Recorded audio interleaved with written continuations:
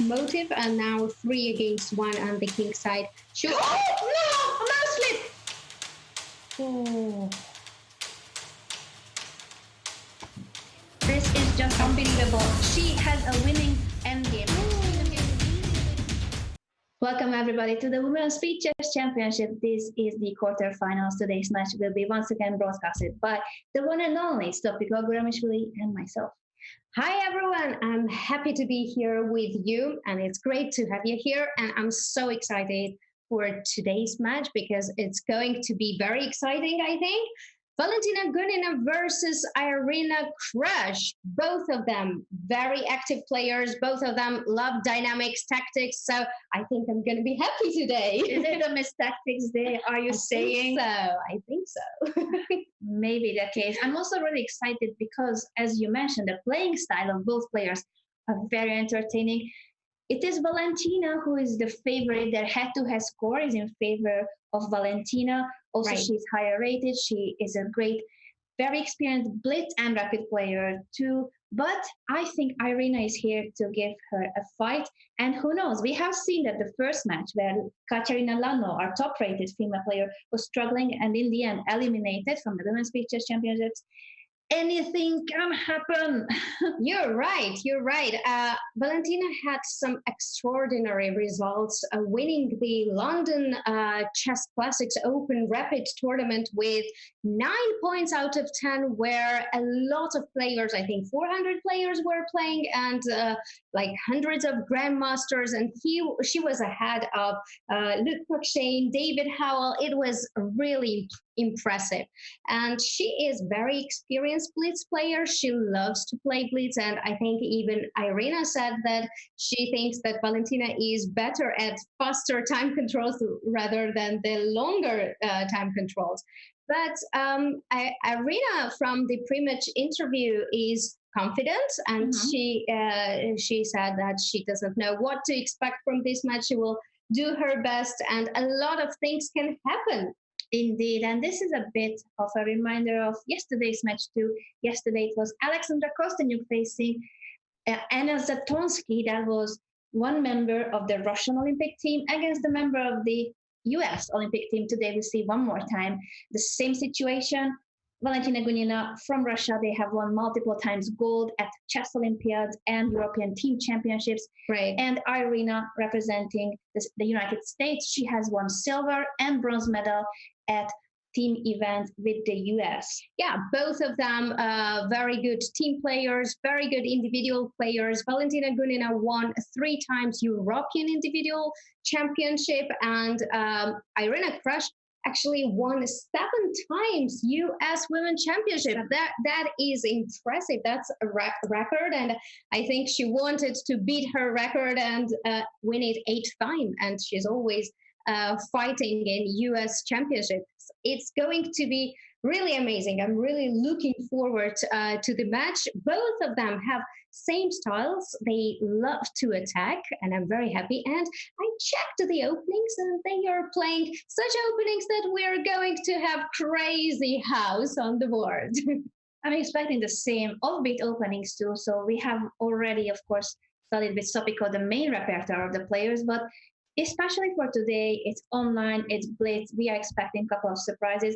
The players will surprise us as well. Yes, for sure. And Irina, she was asked what she thinks is where can she fight, and she said that she might fight in bullet portion very much because that was actually where she beat Nadezhda Kosintseva in her match. So let's see what's going to happen before we have 5+1 portion for 90 minutes. Then we have 3+1 for 60 minutes and 30 minutes for bullet portion.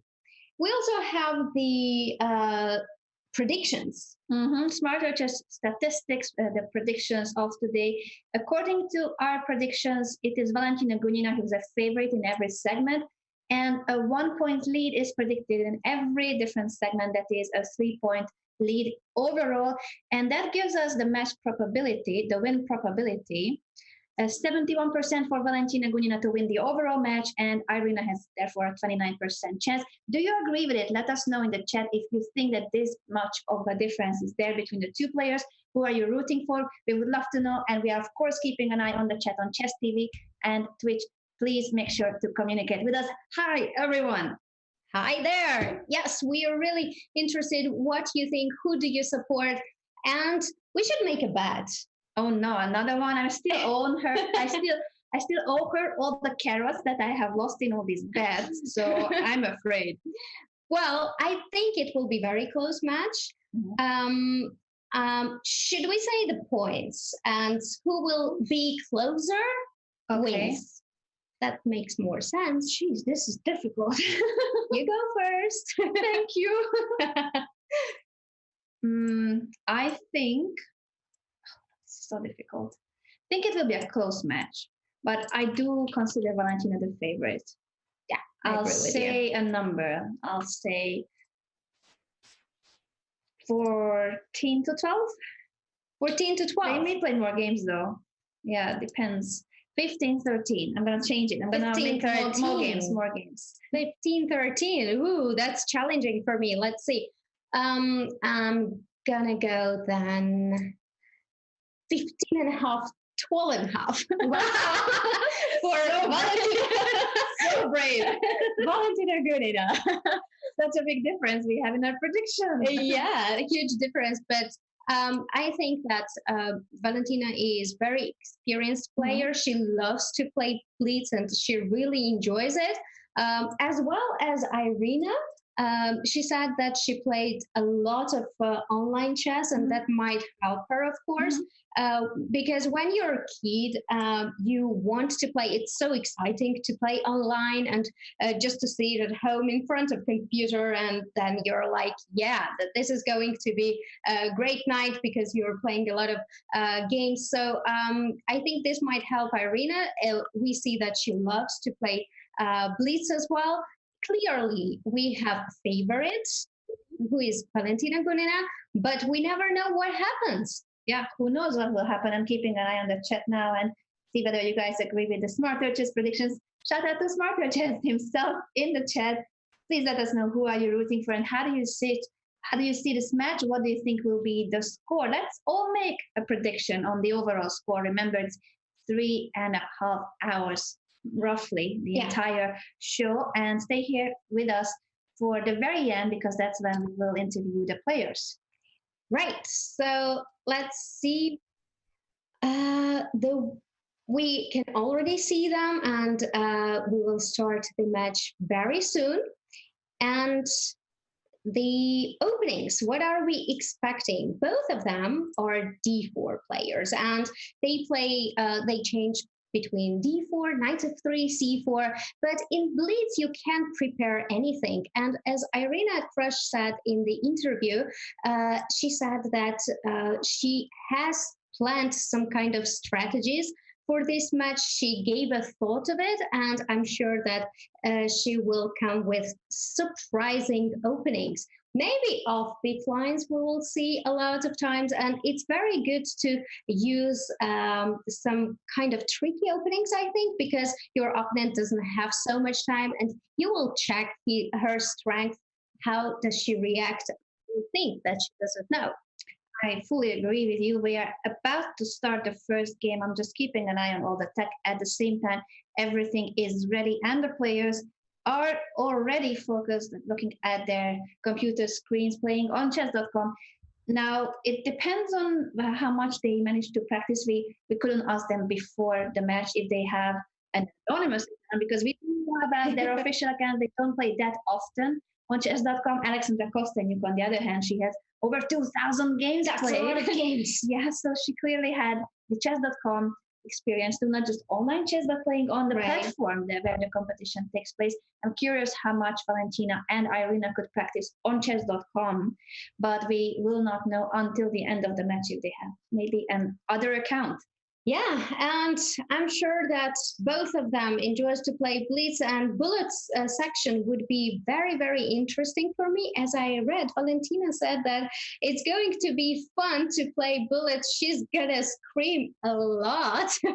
I think it would be nice to have her audio on, but we are not able to have it for now. Actually, not. And yeah, let's see her reactions. I'm gonna uh, keep an eye on both of players because I'm very interested always how expressive the players are. I myself played many many tournaments with Valentina Gunina because I played many European individual championships, and yeah, that's very strong. We won it 3 times, and we have games already. This is the very first game of the match, indeed, Valentina Gunina with the white pieces, and we catch up at the opening. What do you think? E4 was played by Valentina. She mainly goes for D4, but we expected that she will be switching between E4 and D4. Right, it's a Sicilian. It is a Sicilian, and that's what I meant. That Irina plays. So it's going to be a very interesting big fight on the board. The line was with Bishop G5, Knight C6. And I'm not very familiar with this line because usually I play with Knight BD7. But the structure is very typical for Black. Black wants to have some space and expand on the queen side, and White just wants to put pressure on the weakness, which is D6 pawn. Black is trying to get rid of this weakness with D5 breaks, which White should never allow. Do you want to go back briefly until they make new moves just to show the move order, since we did miss this part of the game? Normally, of course, in the Sicilian, you see C takes D4, and then Knight takes D4 is the main line, but we were expecting Valentina to go for Queen takes D4 variations of the Sicilian. Actually, it did happen, but with a different move order. After it was Knight F6. And after Knight F6, there was A6 played, Knight C3 takes, and then Queen takes D4. So basically, they transposed to the Hungarian variation of the Sicilian. Yeah, it was Queen D4, and with Knight C6, I play Knight C6 directly and allow Bishop B5, but Irina chose to play A6 first and then Knight C6, and we have now a very typical Sicilian position.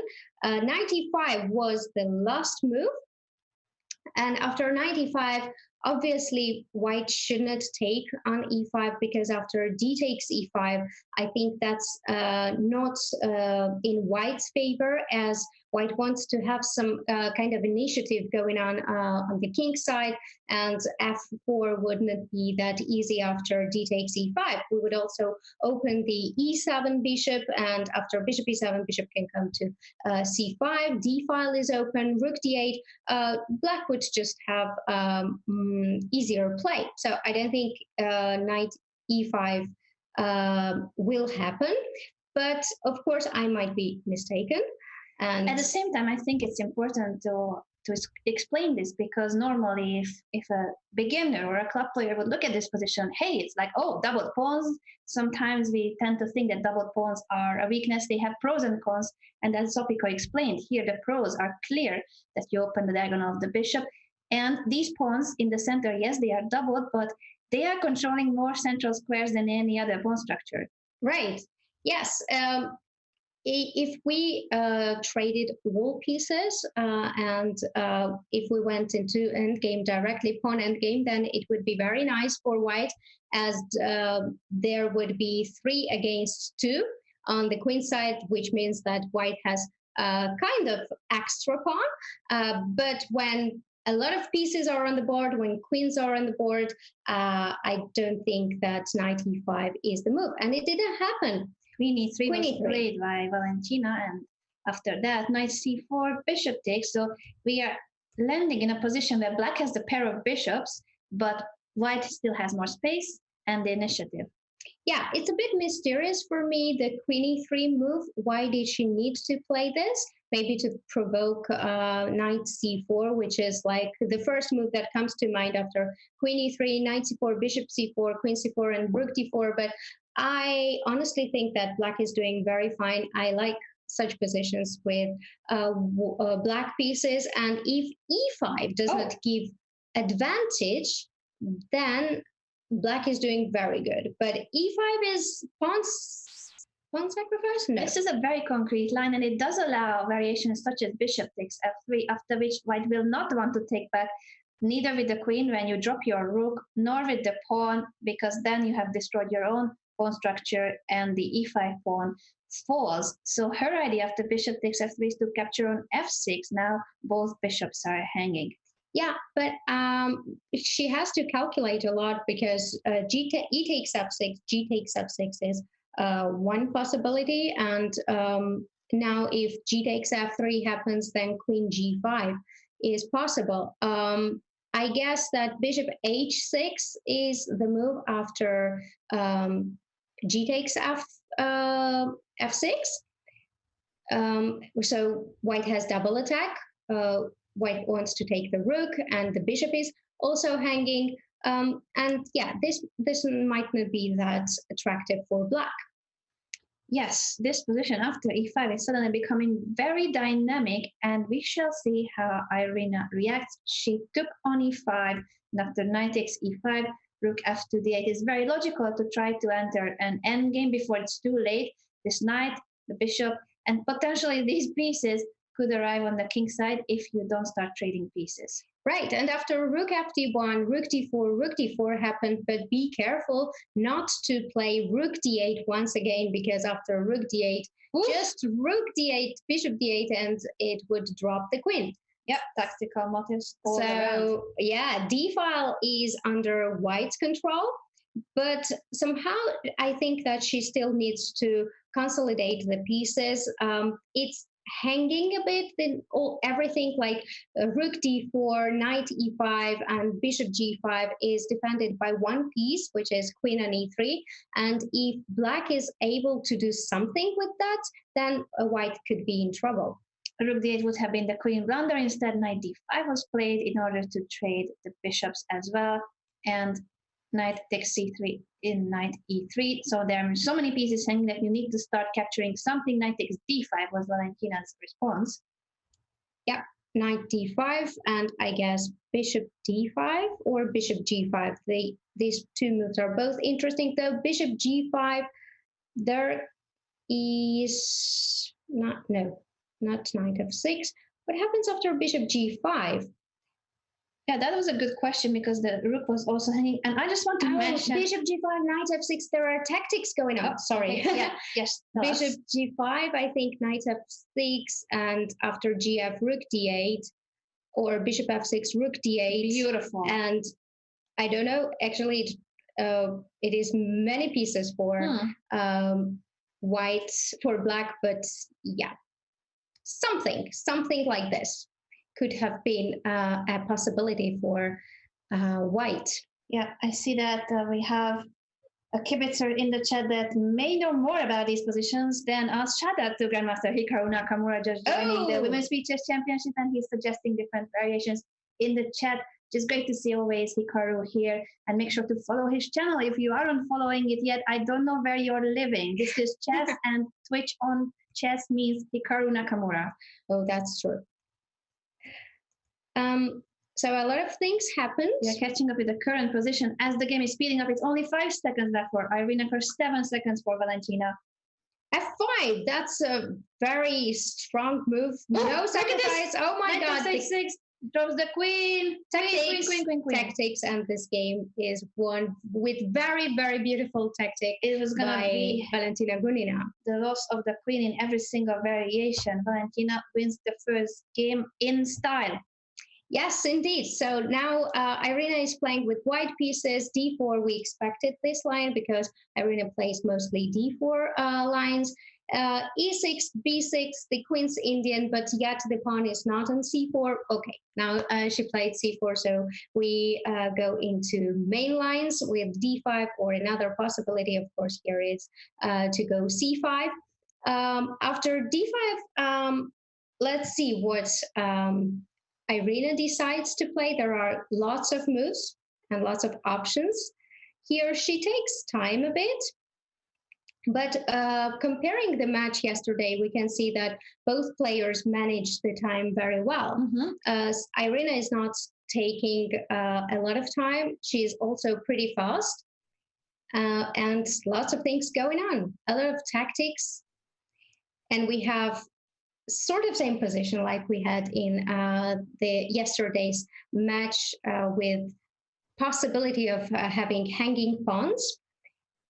If d takes c5, knight c5 is possible, then black chooses to play with isolated pawn, or b takes c5 is also a move when black wants to play with hanging pawns. Though I think that I would play knight c5 because I don't like to play with hanging pawns when white already has e3 and b3 on the board. Then it's very difficult for black to break with c4 or d4. Irina didn't take on c5 to ask this question, which capture would be considered by Valentina, but plays bishop to f5 instead. Yeah, bishop f5 is another move, and I think if g6 happens, then bishop goes to h3. Bishop f5 and bishop on this diagonal is very nice because it is against rook c8. You don't want to play rook c8 because then the knight on d7 is in pin. Of course, rook c8, rook c7, and queen a8, and such rook, another one to c8 is possible, but I still like white's position. I think it's very comfortable, and of course, we shall see if Irina will manage to bounce back from this first round defeat and show Valentina that she's here to fight. We have seen yesterday's match being decided from quite an early stage. The earlier matches were very tight. Right. If we think of the Katerina Lano-Elina Danielian match, that was a tie until the very end. Only the last game decided. So we have seen these two different sides of the coin of the Women's Big Chess Championship. A very decisive match and another one that was tied until the very last moment. Yeah. Two exciting matches, and this one just started. I have a lot of expectations from this one. Both players seem to be very serious. As Irina said, she was prepared. She prepared for this match. Valentina is playing candidates tournament very soon, actually in 2 days, which is very important. And when she was asked how she would prepare for this match, she said that best way to prepare for her is just to have a walk with her dog. Yeah, that she will go for a walk for hours in the company of her dog. We will need to ask about the name of the dog and whether he or she plays chess.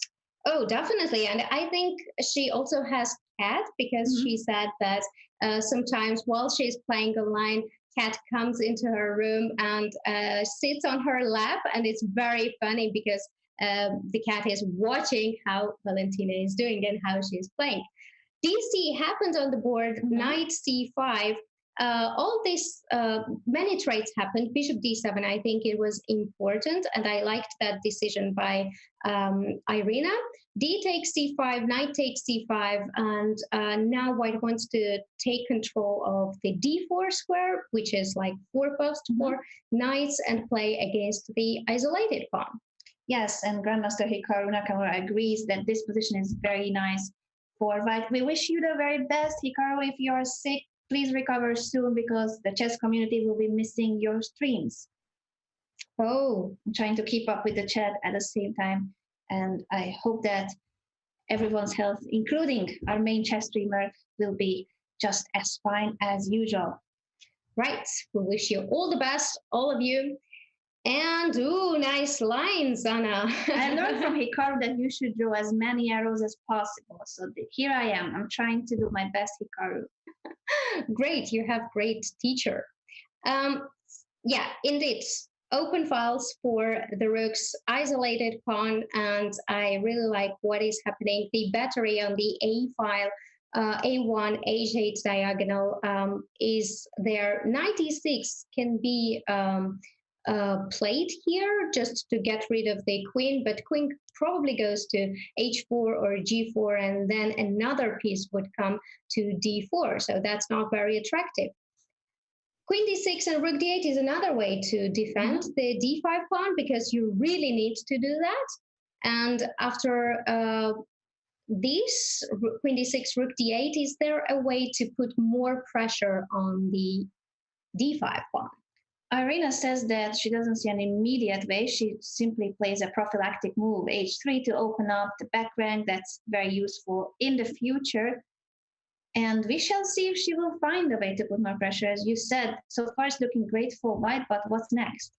Yeah, indeed. To triple something on the D file might not be that great because the knight on E4 is very annoying. So if we play something like Rook D3, then Knight C5, and we still have to decide what to do. Rook C2 I like very much. It's very flexible.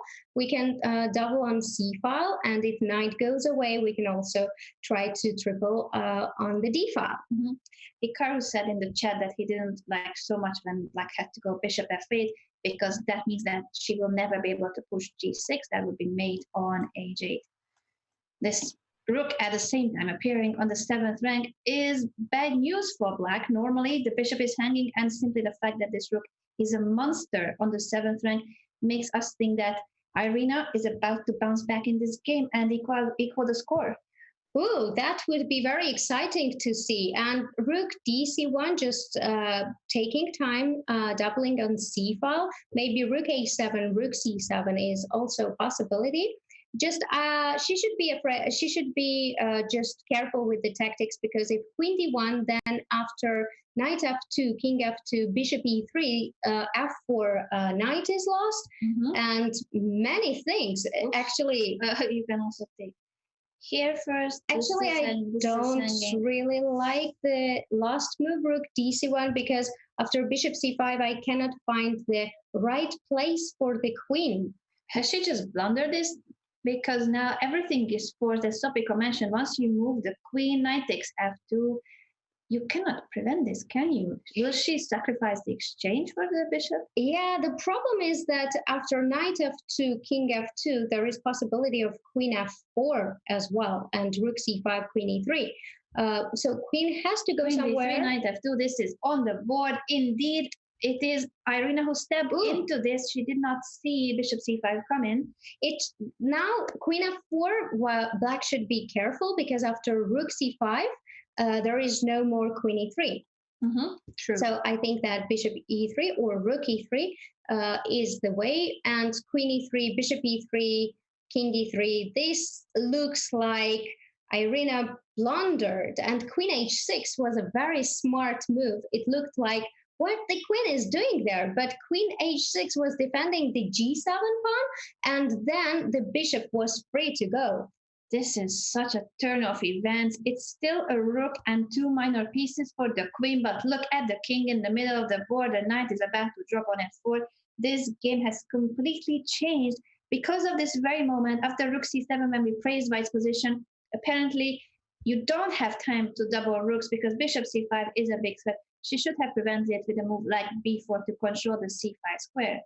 Right. But in Blitz, it's not so easy to see opponent's threats. You're only thinking about yours.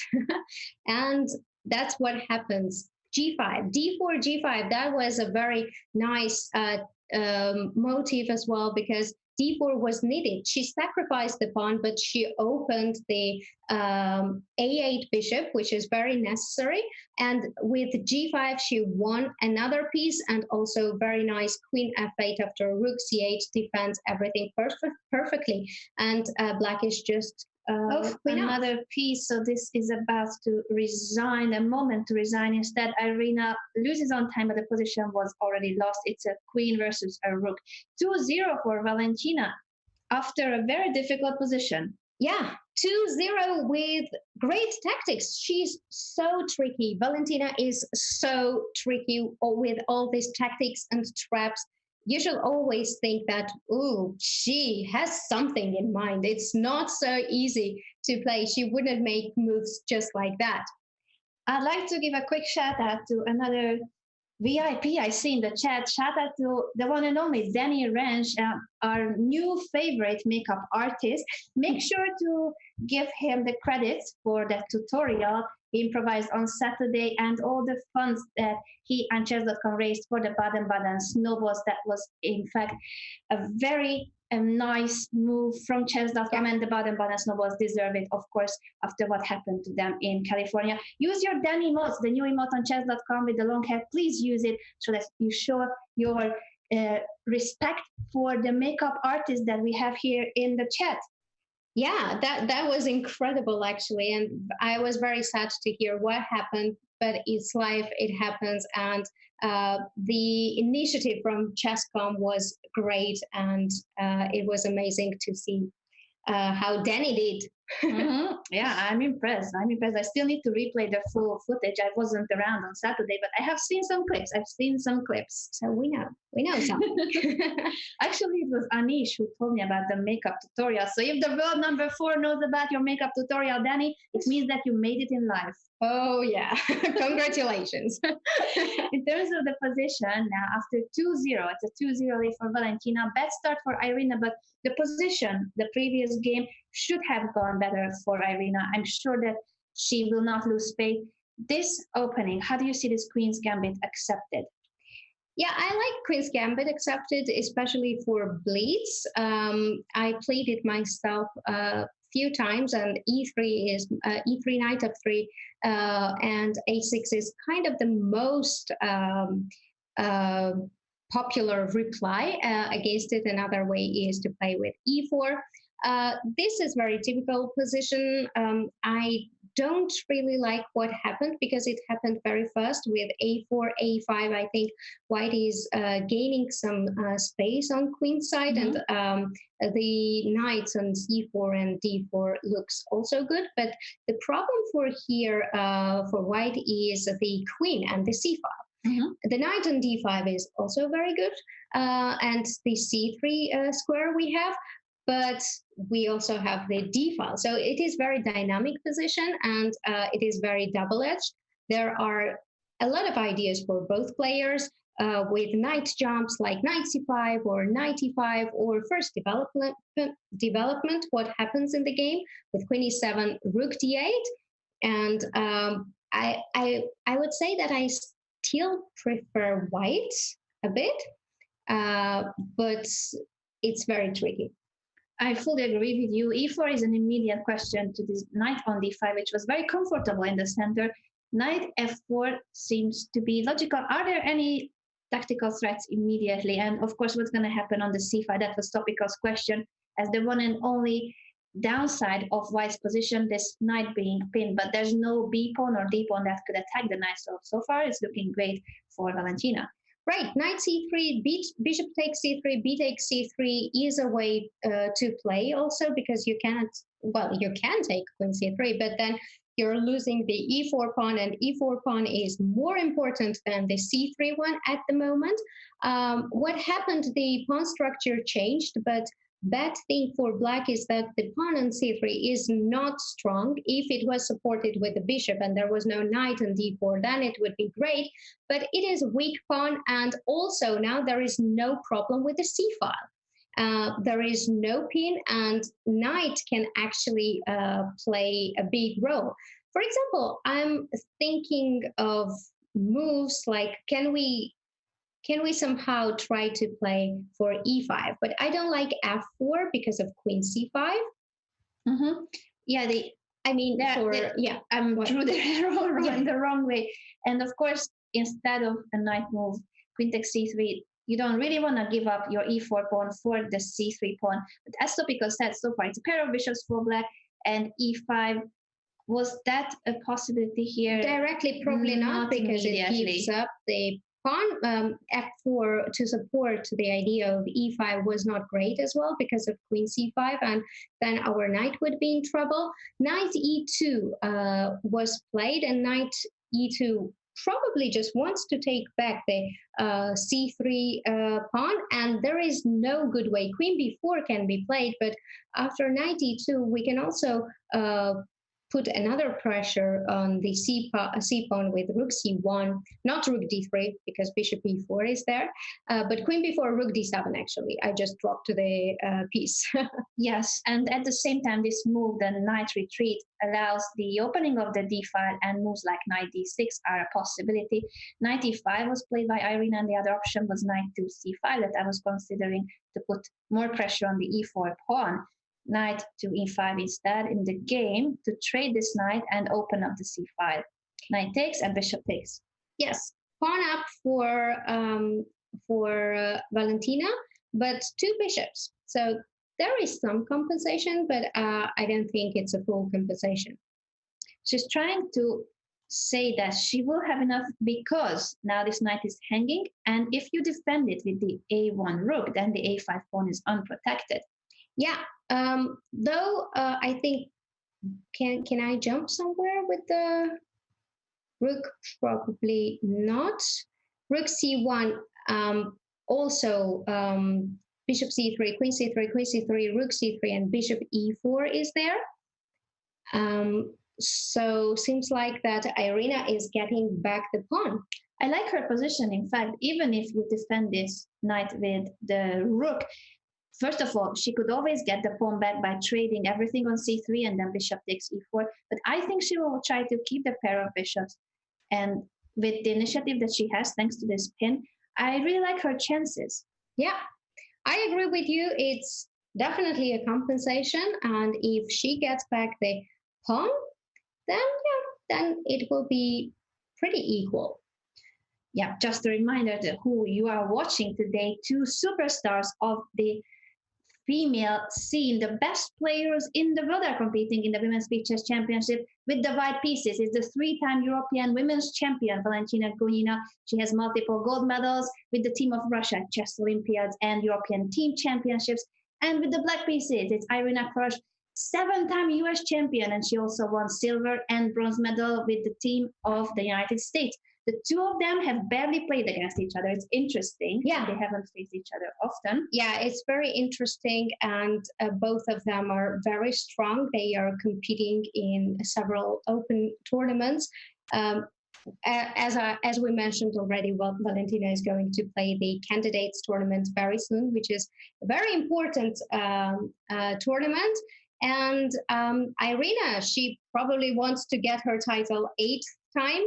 And I think it's first time that I heard in the interview that she gave a thought to this match and she prepared for it, because all other players, they were very busy with coming tournaments, and they thought that, yeah, we have a lot of chess black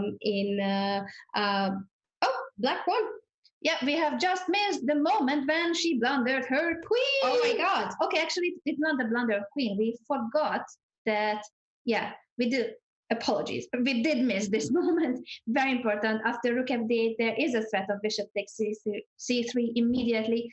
And apparently there was no way out of this, and Irina won the game so quickly. Great we were back in our thought describing who is who when there's a victory on the board.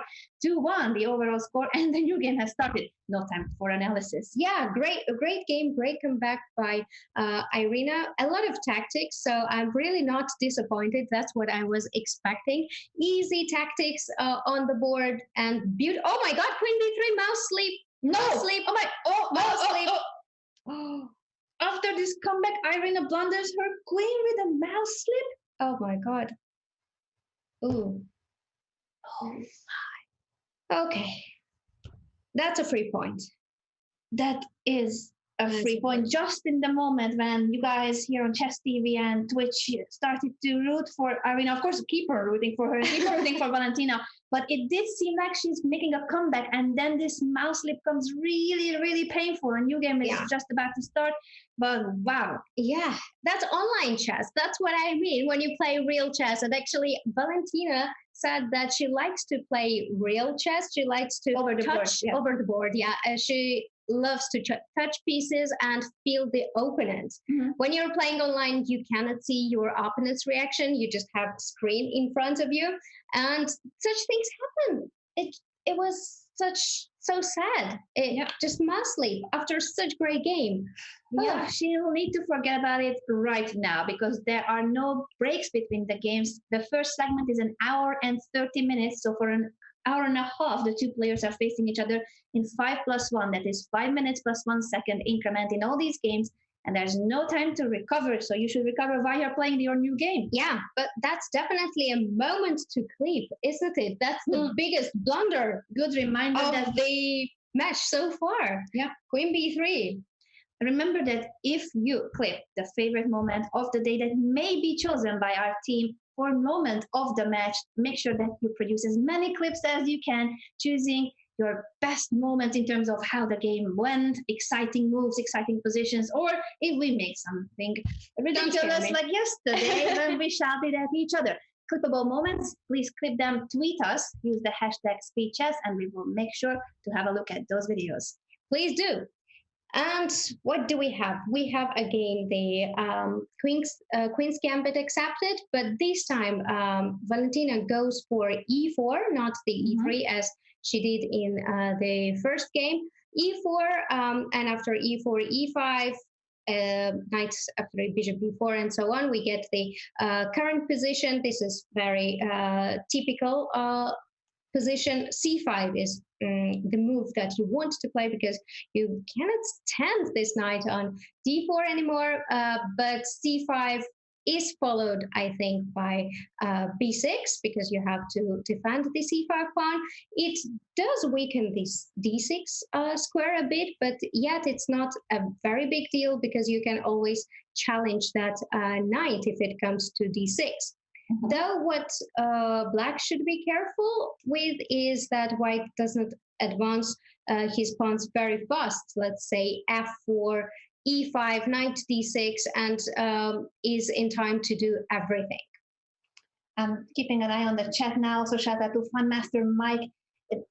Mike and Danny have been covering the Junior Speed Chess Championship. This is the Women's Speed Chess Championship, but also we have the top junior players of the world competing against each other. And the Speed Chess Championship, the overall Speed Chess Championship, will start very shortly with none other than, for instance, the world number 4, Sofiko's husband, Anish Giri, in the field. Oh, yeah, he will have tough times, I think. Look at those girls, how incredible it is. They have such dynamic style. All actually everybody nearly in the field who we have in women's speed chess, they are pretty aggressive. They like attacking chess and initiative and the king. Hunt for the king. Always a hunt for the king. She's so happy about today's match because both players are famous for their dynamic play. And look who is here, Miss Tactics. I'm just going to be waiting for my rook end games. Oh, don't say that. You are better in tactics than me. Okay. In my dreams. In my very nice dreams. But no, it's not happening. The knight on d6. On the other hand, that's what Miss Strategy would really love to see in every game of hers. There you go. So what is this knight d6? Explain us why it is so powerful. What does it control and so on? It controls everything. It's such a beast that it even has a name. It's called the octopus knight when a knight is on d6 or d3, depending on which color you're playing with. It covers so many important squares that it's more than a knight. It is worth at least a rook, in my opinion. In art. Thank you. My mom will be proud. That's really great. I do like the knight on d6, though I have to say that so far I don't think that it is doing very much because there is nothing that it attacks. I was interested in queen c7 because then rook d8 was a big threat, but Irina decided to challenge the knight right away with knight c8, and after knight f5, bishop c4. How do you like that? I really like this move because after we get rid of the light squared bishop on e2, then guess what? We will have the d3 square, and you can draw your octopus knight again. Another octopus, almost. It could land there in the future, indeed.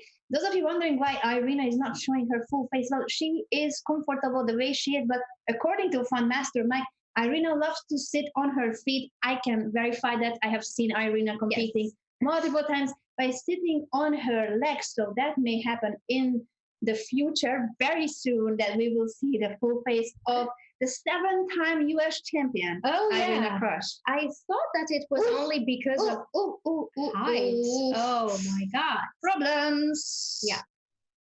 A lot of problems on G7. This is G6 is the only move. And after G6, Irina loses the exchange. How did this happen? If it is only the exchange, though.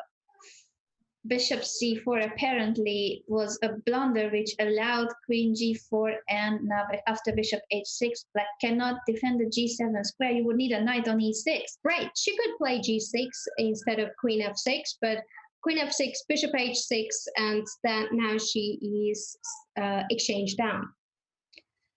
Will she manage to make a comeback from this position? That would be highly unlikely, but this is Blitz chess. I was going to say in Blitz anything can happen. Valentina may blunder, but what she's also doing very well, the 3-time European champion Valentina Gunina, is that she has kept 3.5 minutes on her clock, and it's only a minute left, half a minute left for Irina. Yeah, she is doing great so far. It seems that she is in a very good shape. She sees all these little tactics and sharp lines.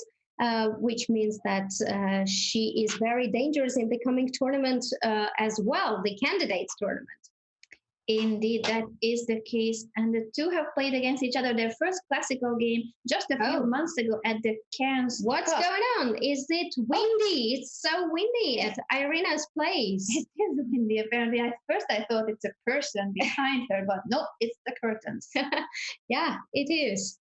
Window open, fresh air. That's nice. Yeah, we should ask about their location and how's the weather at the moment.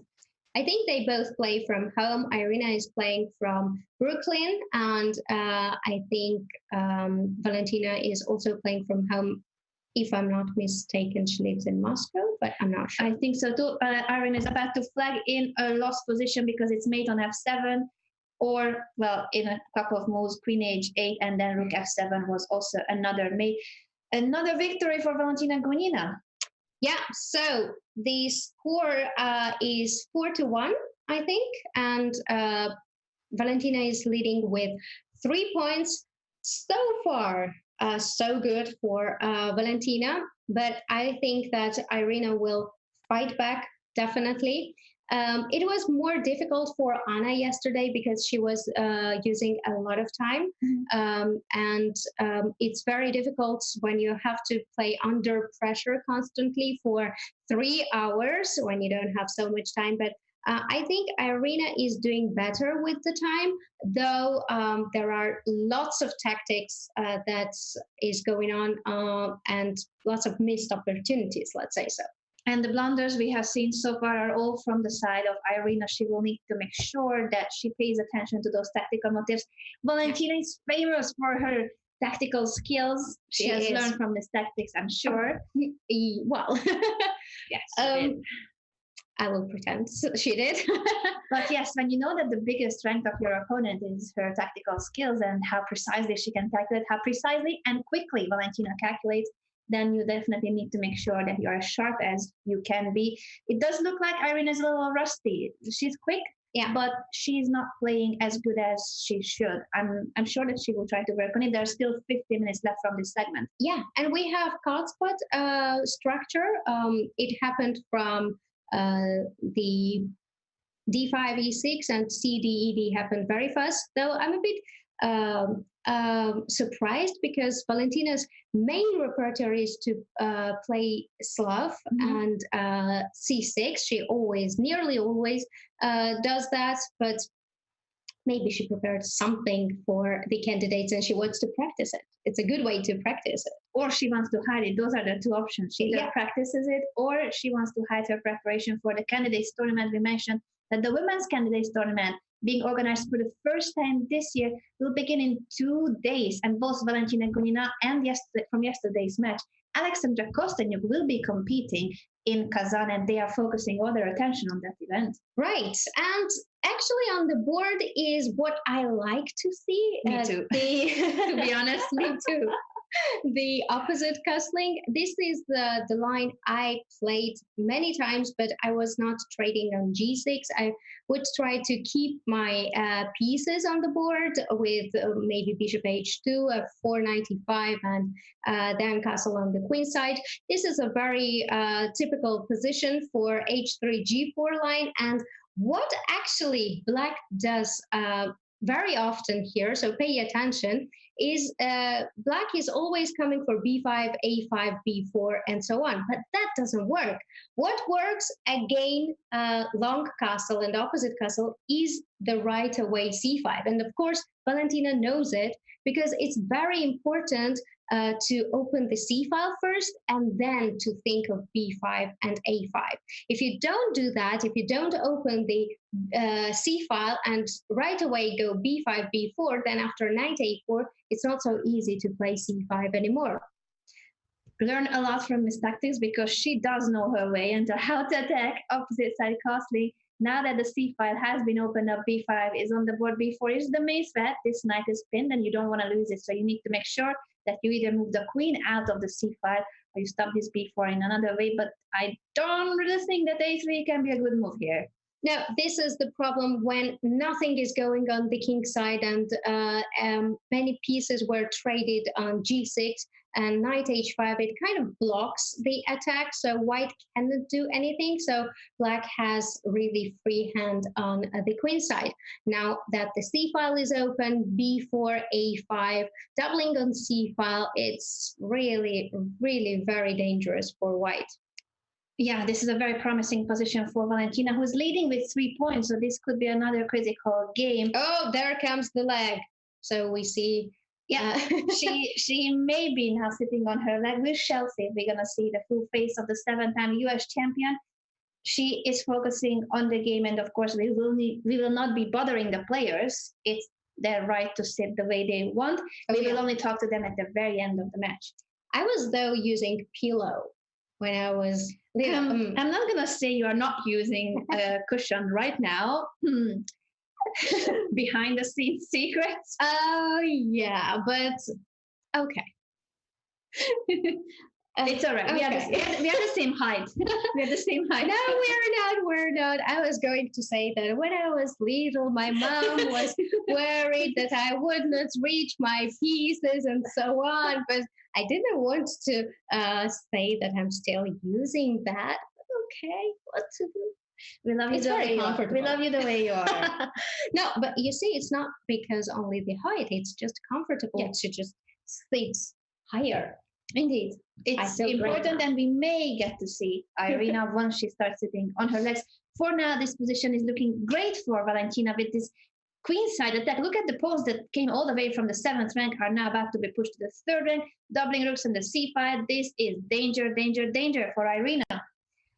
Oh, yeah, it is. I don't know what can help white here to survive this game. It's so difficult because black can play anything. White cannot do anything. Black can even wait, just pass. Yeah, I see in the chat of the game, the one and only Miss Lovalova, Mariana Yanova. She is, of course, part of our team running the Russian side of Chess.com with social media news and taking great photographs at top events. Shout out to Miss Lovalova. Yeah, there was a comment mentioning that Valentina had French flag and she answered that they already corrected it into Russian. And she used Russian language for that. Yeah, I see really right there in the chat window by Miss Lovalova. A3 and the capture on A3.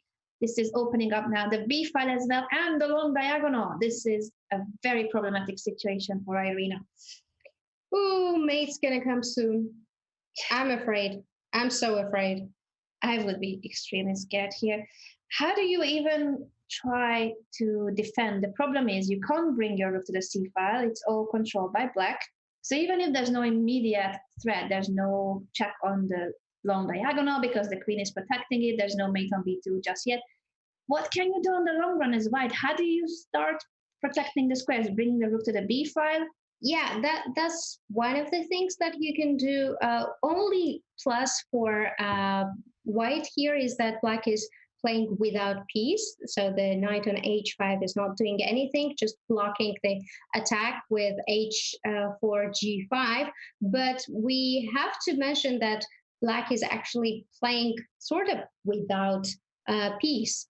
But it's very difficult because the a3 pawn is so strong. It really creates a lot of threats to the king. Moves like queen b8 or rook b8 and rook b2 comes to my mind. Rook b8 I like very much right now. Oh, the rook has been traded before you could move it. Yeah, it was white's move. And now it's still dangerous because queen is on the board, but if white manages to take queens off the board, then black would be in trouble because there is no piece into play and a3 pawn would be lost. I have to say that I like what happened for white because it's a lot easier to defend it rather than while rooks were on the board. Those 17 seconds. 17 seconds left for Irina. I also like that she has managed to make progress here by trading pieces. So now it's less dangerous. And there's a double attack here. The bishop is hanging and the a3 pawn is also in there. Can she turn the tables? We will see. But there are problems too on the king side. So even if there's no mate by black, it's still not a position where white can simply relax. Right, and when f2 pawn is gone, king is again in trouble, though you have to forget about mate. But Irina is playing very nice. She really came back in this game. It was very difficult and it looked very scary. But now, the more I look, the more I like what happened because we have still the a2 pawn is still alive. It's important that it's alive because that's a passer, but 6 seconds left for Irina. She needs to make a move forward, check on the back rank, but it's only a 1 second increment that she gets, so she can't really gain much time. 5 seconds left for the 7-time US champion. And 1.5 minutes for Valentina. I need to take a break. Yeah, breathe. Breathing technique is very good to calm yourself down. Can I play queen f4 here after black makes a move? But what if I bring the queen over and Hikaru is saying queen d2 is nasty, so I'm gonna go with that. Queen d2 would have attacked the bishop and threatened the back rank as well. And queen c3 because bishop b1 wouldn't be possible anymore. Queen d2 would be very precise. The check looks like white escaped with the king, and queen d2 would restrict the king to be still on a1. She made a move with 1 second. I'm getting a heart attack. The e3 pawn double attack though is about to be captured. So a3.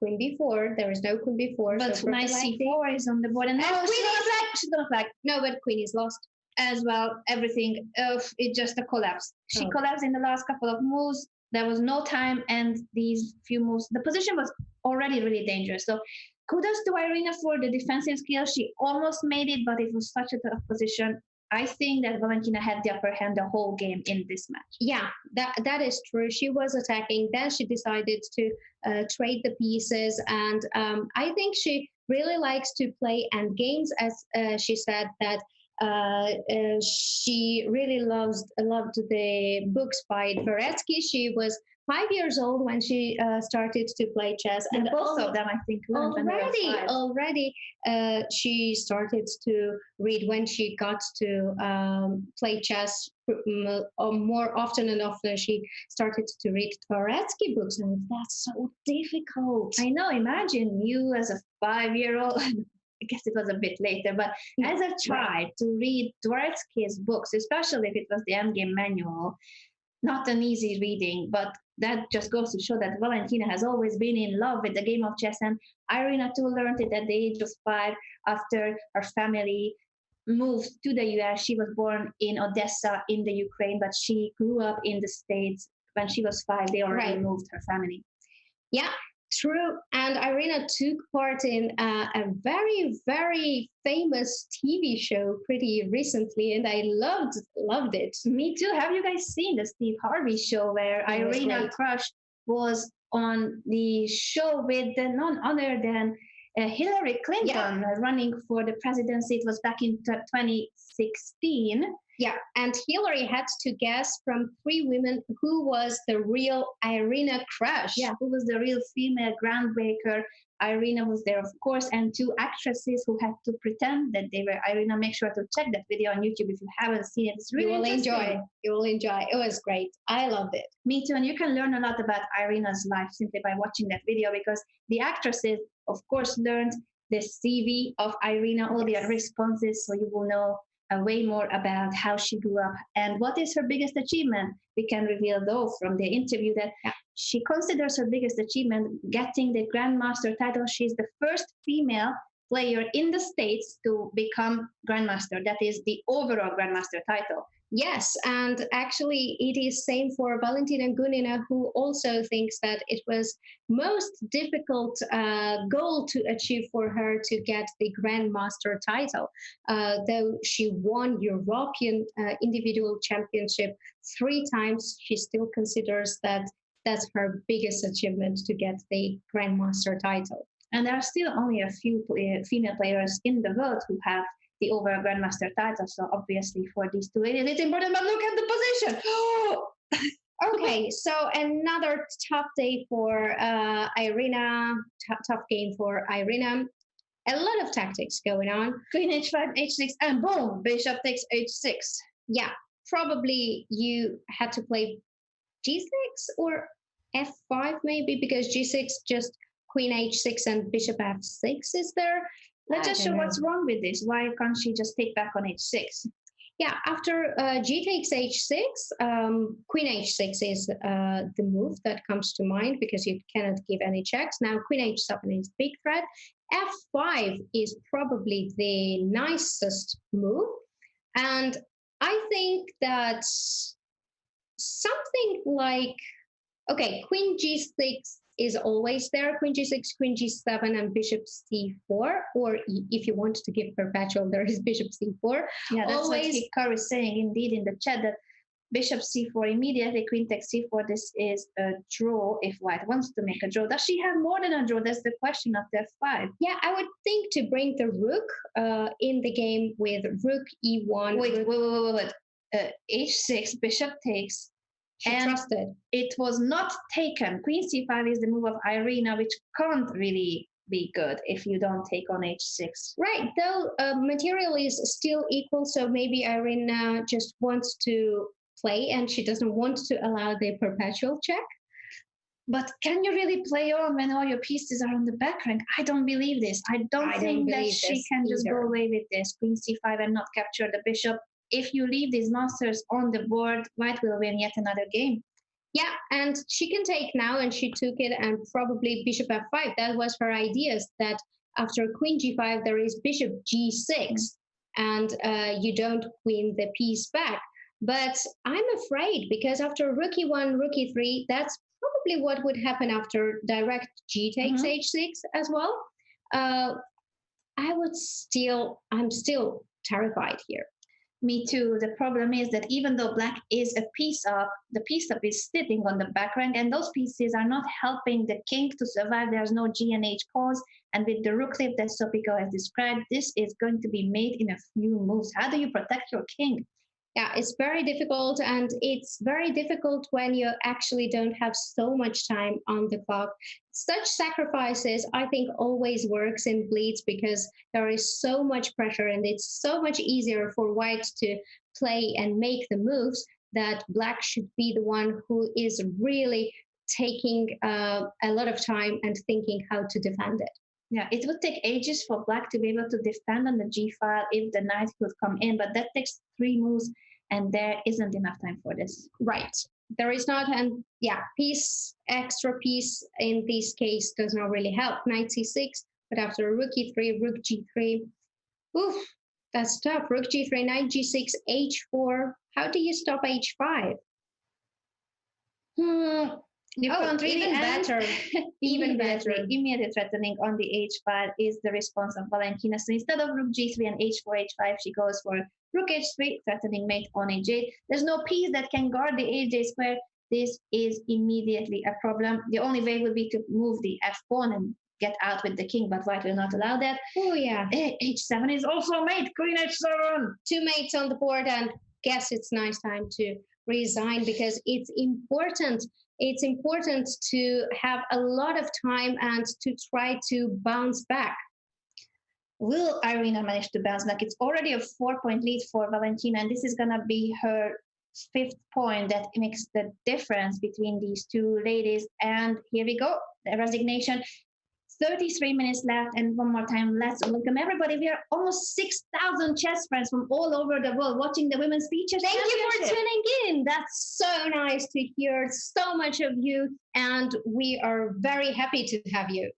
Indeed, we are very happy. You are watching the quarterfinals. The winner of this match is going to face Alexandra Kostenyuk in the semifinals in June. So far, we have seen a very interesting match. That was the first one, Katerina Larno versus Alina Danielian, the top seed. Katerina Larno was eliminated. Result. It was a very tight match, but in the end, the very last blood game decided in the favor of the Armenian player.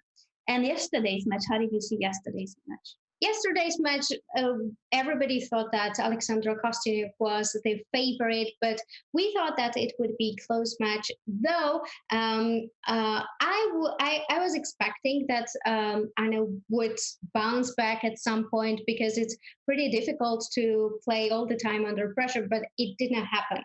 I did not expect that Alexandra would win with such a big margin. But it was great to see how strong she was because she nearly got the 100% in the bullet portion, which would make the history. Unfortunately, she lost the last game, but it was simply impressive to win so many games. Indeed, but what you are witnessing is the first ever Women's Speed Chess Championship. There's $20,000 on the line. Chess.com has brought on this event and the Junior Speed Chess Championship to make more events for top players, not just the very top, where your husband is playing, and Hikaru, who is in the chat, but also for the top female players in the world and top junior players. And we have a daily question that is about the top female players in the world. Oh, a very nice and interesting question. Who do you think, besides from Judith Polgar and Ho Yifan, who is the greatest female player of all time? That's very tough to answer. There are so many. It is. We would like to know your opinion. Use the hashtag SpeedChess on social media to get in touch with us and let us know about your opinion. I think we already have some answers. One from Derek Espy saying that it's chess queen Alexandra Kostenyuk. Chess killer tips. Her podcast got me following chess. Her streaming, what she's done for chess, hashtag SpeedChess. P.S. Did I mention all her titles? I love that. That's really nice. Responses. That's really nice. And indeed, Chess Queen is one of the candidates of being the greatest female chess players of all times. She's still competing. She will still play in the candidate tournament to try to get back her crown. Though when I asked her yesterday that, she was pretty cool about it. She was just like, I just want to play good chess. No pressure on me. No pressure on her, but is there now pressure on Valentina with this pawn structure around her king? Oh, it definitely is. And the bishop also on g6 is not great piece. It does a great job because it defends the king side very well, but other than that, it's not doing anything. And the trade of bishops would help white, of course, because then the f7 and f6 pawn would be way more weakened. I am thinking of moves like h4 and h5 to force black to take decision about the bishop. I agree with you that would be very annoying. Placing the queen on g4 is helping the defense, of course. The queen is a very powerful piece in the defense too, so make sure that you make use of the queen. But after h3, which I think is a very strong move, there are questions. Will the queen manage to stay on the king side? Yeah, Queen G5. This is kind of a provocation from Valentina. I think she has definitely something in mind because Queen G4 provoking H3, H4, which we anyway want to play, is not her style. This was the idea to have the queen on G4, and after F3, then E3 pawn would be weak. And otherwise, how do you want to get rid of the queen on G4? But H5, can we sacrifice it? H5, and you wouldn't mind that the bishop can take it? No, because I would just take the bishop, queen H5, and I would play rook H1, and H7 pawn is lost. And let's see it on the board for a moment. H5, bishop takes, knight takes, queen takes is Sopiko's idea to give up the H pawn for opening up the H5, and then H7 will be captured next move. I definitely think that you are right here. Look at this king. Yeah, H5 is a move to consider, of course, although there can be other options like rook H1, for instance. She played F3 instead to chase away the queen. The only problem with F3 is that it does weaken also white structure, but this isn't about the E3 pawn for now. It's more about the king. H5 is on the board and you are forced to take on D3. Yeah, and then when you take on D3, the E3 pawn is also defended, and you can actually defend the E3 pawn without any problems. You can bring the king to F2 and bring the rooks H1, rook H1, rook G1. Oh, interesting move, rook to G1. Rook to G1. What was the idea? That if black would take on F4, then after GF, black would be in trouble. Yes, but can we really just wait for black to take on F4? Yeah, I don't know. I would play king F2, just to have rook H1 and rook G1, another rook to G1. But maybe she wanted to play rook H1 and it was a mouse slip. We don't know. We will not know it for now, but the rook is on H1, so was that a mouse slip? Yeah, I think so. It does look like at the moment. Anyway, it's still pressure on black because this pawn structure will not go away. That's a permanent weakness. Irina did lose some time because of the rook G1, rook H1 maneuver, whether it was on purpose or not. And in the meantime, black has managed to double rooks on the E5, putting pressure on the E3 weakness. Right. This is what I was a bit worried with when Irina played F3 and H5. It looked like that it is the move and the plan to consider, but there is a bit of disadvantage of it. Black managed to put some pressure on E3 pawn, and you never know what kind of tactics will happen. Now the H file is not open. How actually do we want to attack? Because this knight on G5, it protects everything very nicely, and if you want to bring the rook, let's say rook H4, rook G4, then what you're gonna do? Because after one move, just king H8, you never want to play F4 as it gives up the E4 square. Yes, this is not looking as great as it used to be for Irina. She did make some not so precise moves in the last couple of moves. And if we see Valentina coming back, finally, she has counter chances because of the pressure on E3. And as you described, her king is way safer than before. Yeah, I would consider to play H6 and knight H5 to change the plan a bit and play on F6 pawn. Also possible is to play H6, rook H5. But I really like that white can play H6. Yeah, let's catch up with the game because there have been couple of moves, so I'm just going to show it real quick that after the doubling of the rooks on the E5, knight G2 to protect E3, C5 coming in the right moment, and C4, a trade of queens on F5 and then B5. That's when we see how strong these players are, because they never forget the basic rules. When you're under attack, you have to try either to break in the center or attack on the queen side. You cannot just sit and wait what will happen. Yeah, you can't sit and wait, but did she just miss that B5, knight C3? There was this option. B5 is not necessary at all, and the D5 pawn will be attacked after knight C3. I don't understand why she played. She just blundered the D5 pawn. Yeah. So now this is good news for Irina. Yes, the F5 pawn is captured, but this is still. Oh wait, why? Why f4? Why do you give up the e4 square? F3 was under attack, but rook f1 could have been played, I think. Some questionable moves in the last couple of moves from both sides, and we are not here to judge, but we are puzzled by those moves. Of course, the players are under pressure. 5 seconds left for Irina. Yeah. 2 minutes for Valentina. Irina is under big pressure, and time is important, even when you have good position. Fork down. Yeah. She forgot about knight d2, and now that's one more time a game where Valentina will come back from a difficult position. This pawn structure on the king side was horrible. She had to defend very precisely, but now with an exchange up and more time on the clock, this should be good for Valentina. It's already a 5-point lead. It can be a 6-point lead. Ooh, that's very difficult to catch up, as we've seen in the previous match of Alexandra Kostyuk versus Anna Zatonsky. It's with such big margin, it's really difficult to catch up in the match. But still a lot of time. 23 minutes till we finish the 5+1 portion. And once again, we wanted to remind you the predictions. Predictions were that Valentina Gunina would win the 5+1 portion with 1.5 to 4, which might not be the case. But yeah, we can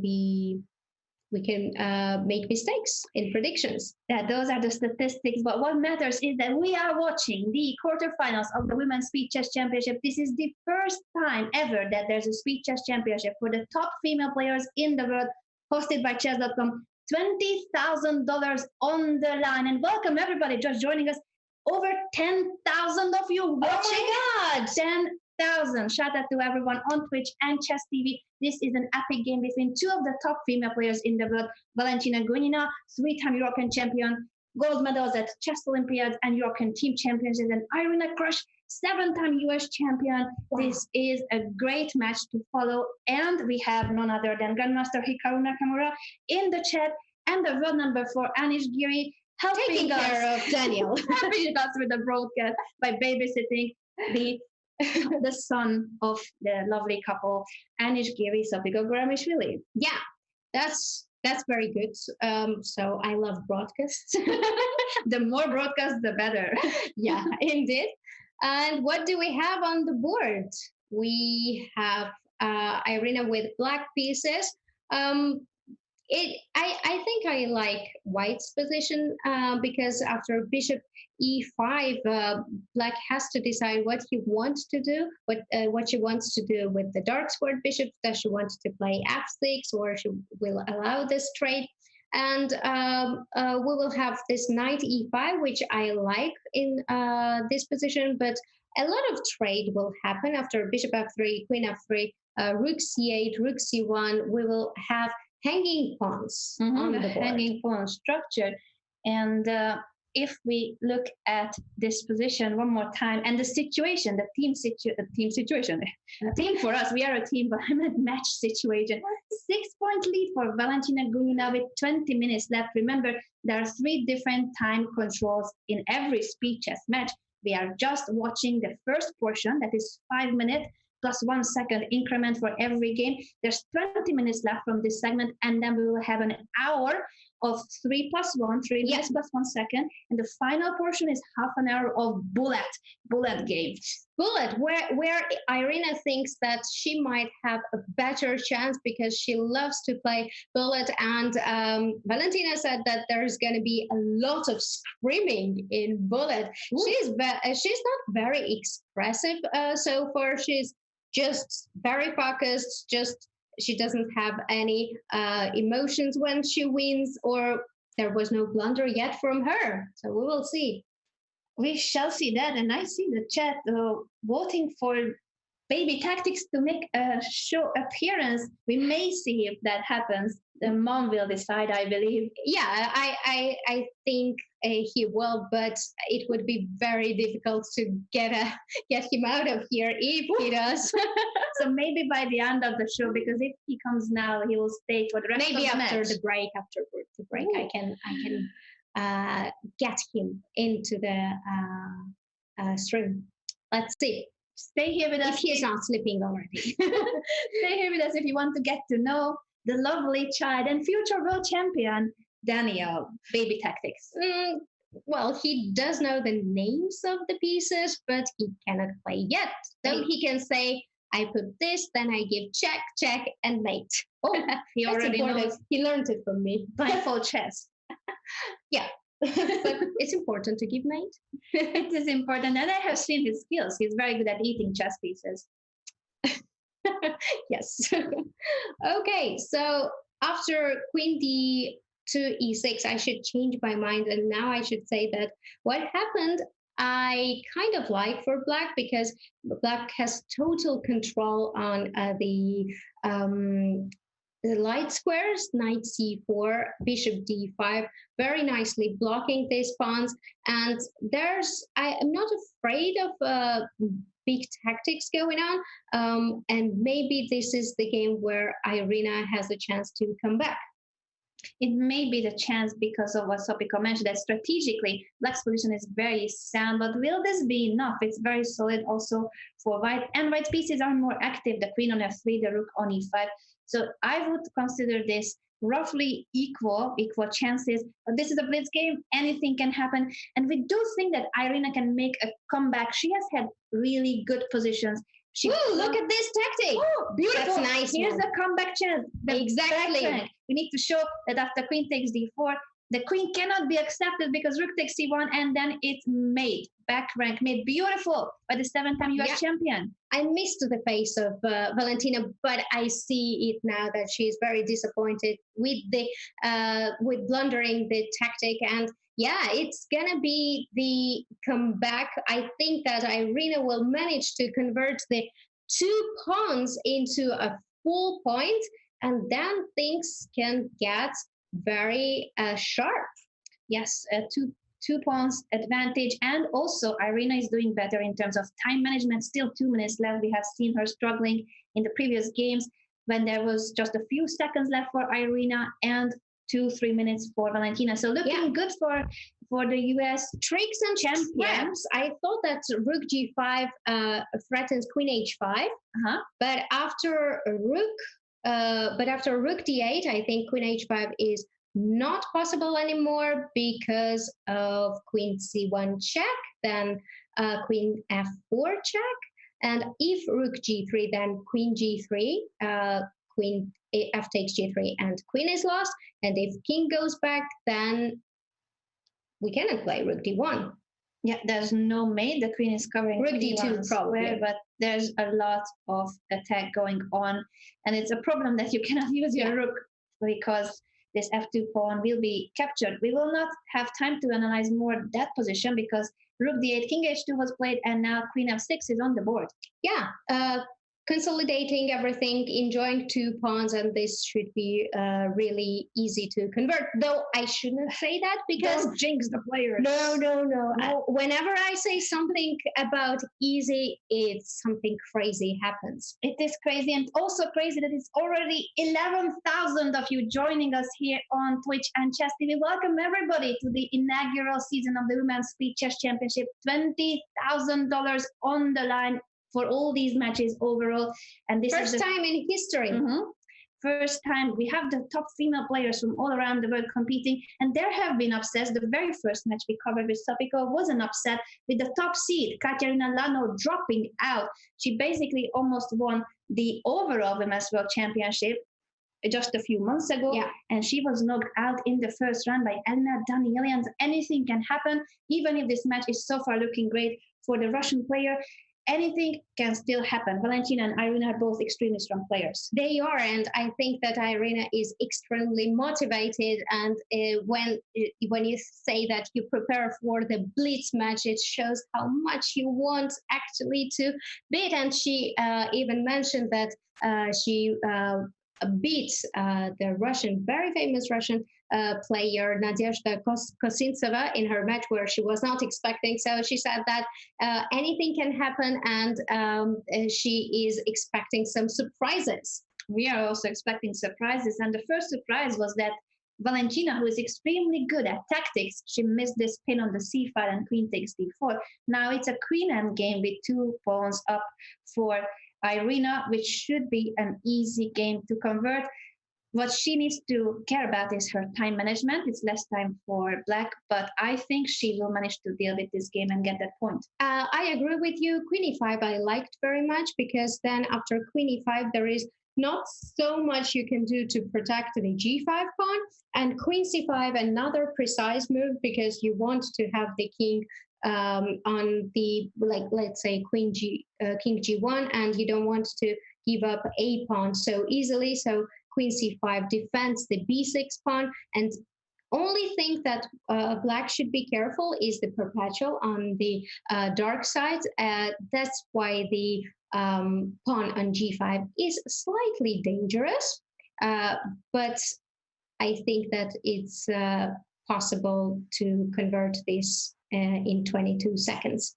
I think so too, and white should always be careful about getting into a lost pawn endgame. So with the queen on b7, for instance, queen d1 check, queen d5, if the king was to go to g2, was always a resource for black to simplify the position into a king and pawn endgame that was easily winning.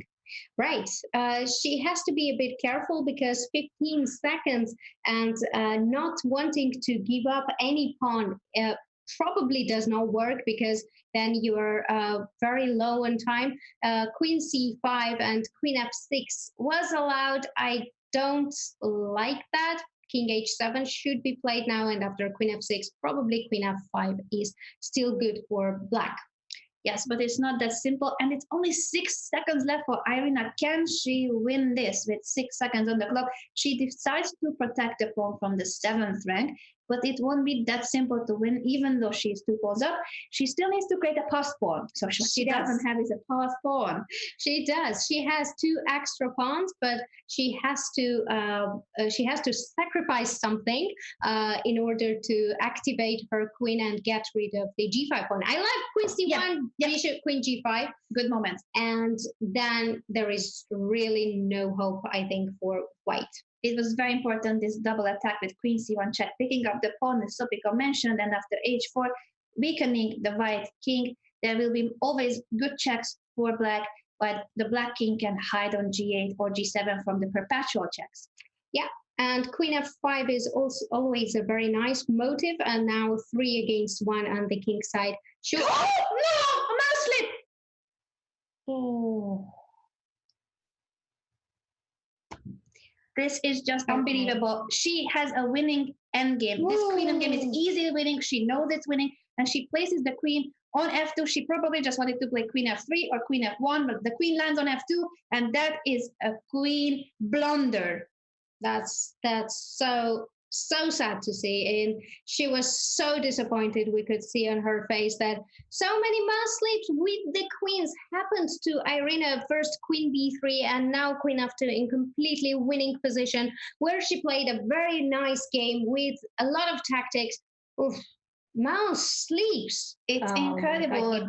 Definitely need a good technique for mouse. Yeah, you need to practice a lot of mouse skills for playing online chess. This is now a 7-point lead for Valentina Gunina. It would have been only a 5-point difference if Irina wins that winning endgame. And make sure to clip these moments that you like the most, that you enjoy the most from the broadcast, because we will choose the best moment to show you as the moment of the match from all the clips that you guys have chosen. Oof, 2 days already in a row, heart attack. I cannot stand it.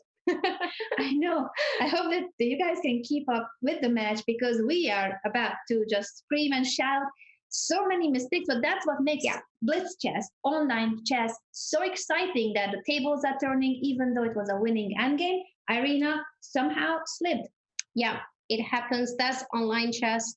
And well, you have to forget it and you have to continue to play a game. We have another game. Valentina Gunina is playing now with white pieces, with black pieces, and Irina is always trying to get some initiative. With the openings, she's playing a lot of sharp things is going on. Now, kingside attack with f4, g4, and queen g3, h4 is very typical in this line. I like it for white because when knight lands on e5, it's not so easy to take care of it. But Valentina is playing very nicely, using all these tricks and always finds the counterattack. What do you think about c4, this tactical motive that if the d pawn disappears, that is, after b takes, trying to win the pawn, it was going to be problematic because the long diagonal opens up and both the bishop and the queen are hanging. Yeah, bishop e4 would be the only move here not to lose the piece, but after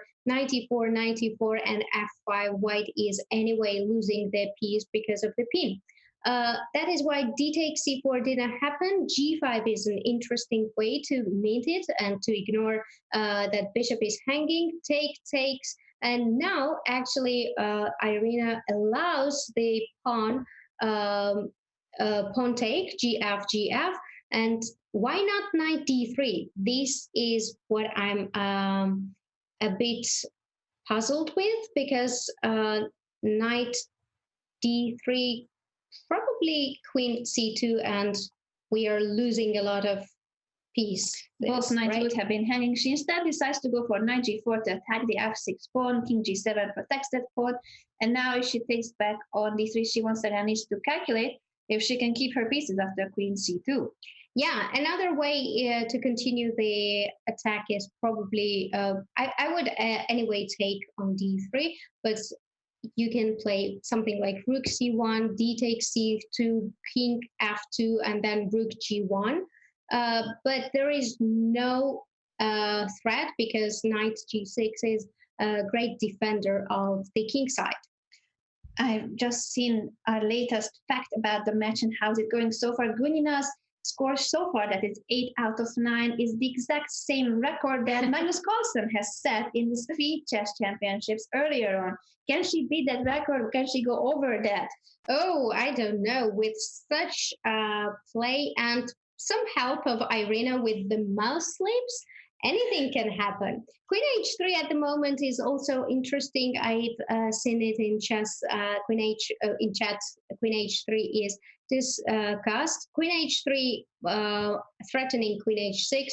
Probably knight f5 should be the response to take care of the h6 square, but Black also has motives like rook g8, king h8, or king f8, and white should also be careful. I don't know what's going on. It's very double-edged. I think I would pick black, because after c takes d3, there is problem with queen c2, and we cannot defend. We can defend with bishop c1 the piece. We are not losing the piece, but yeah, rook c1 probably is better than c takes d3. I agree, and she does allow d takes d2, but it doesn't seem like this pawn can survive for too long. She brings the rook to the second rank. Later on, she may want to go toward f1 with the knight and take the pawn on c2. If she can simply capture the pawn on c2 with the rook, that will be doubled rooks on the open c file, and the king on the g file is vulnerable. But that knight is trapped. The knight on g4 is trapped after rook f2.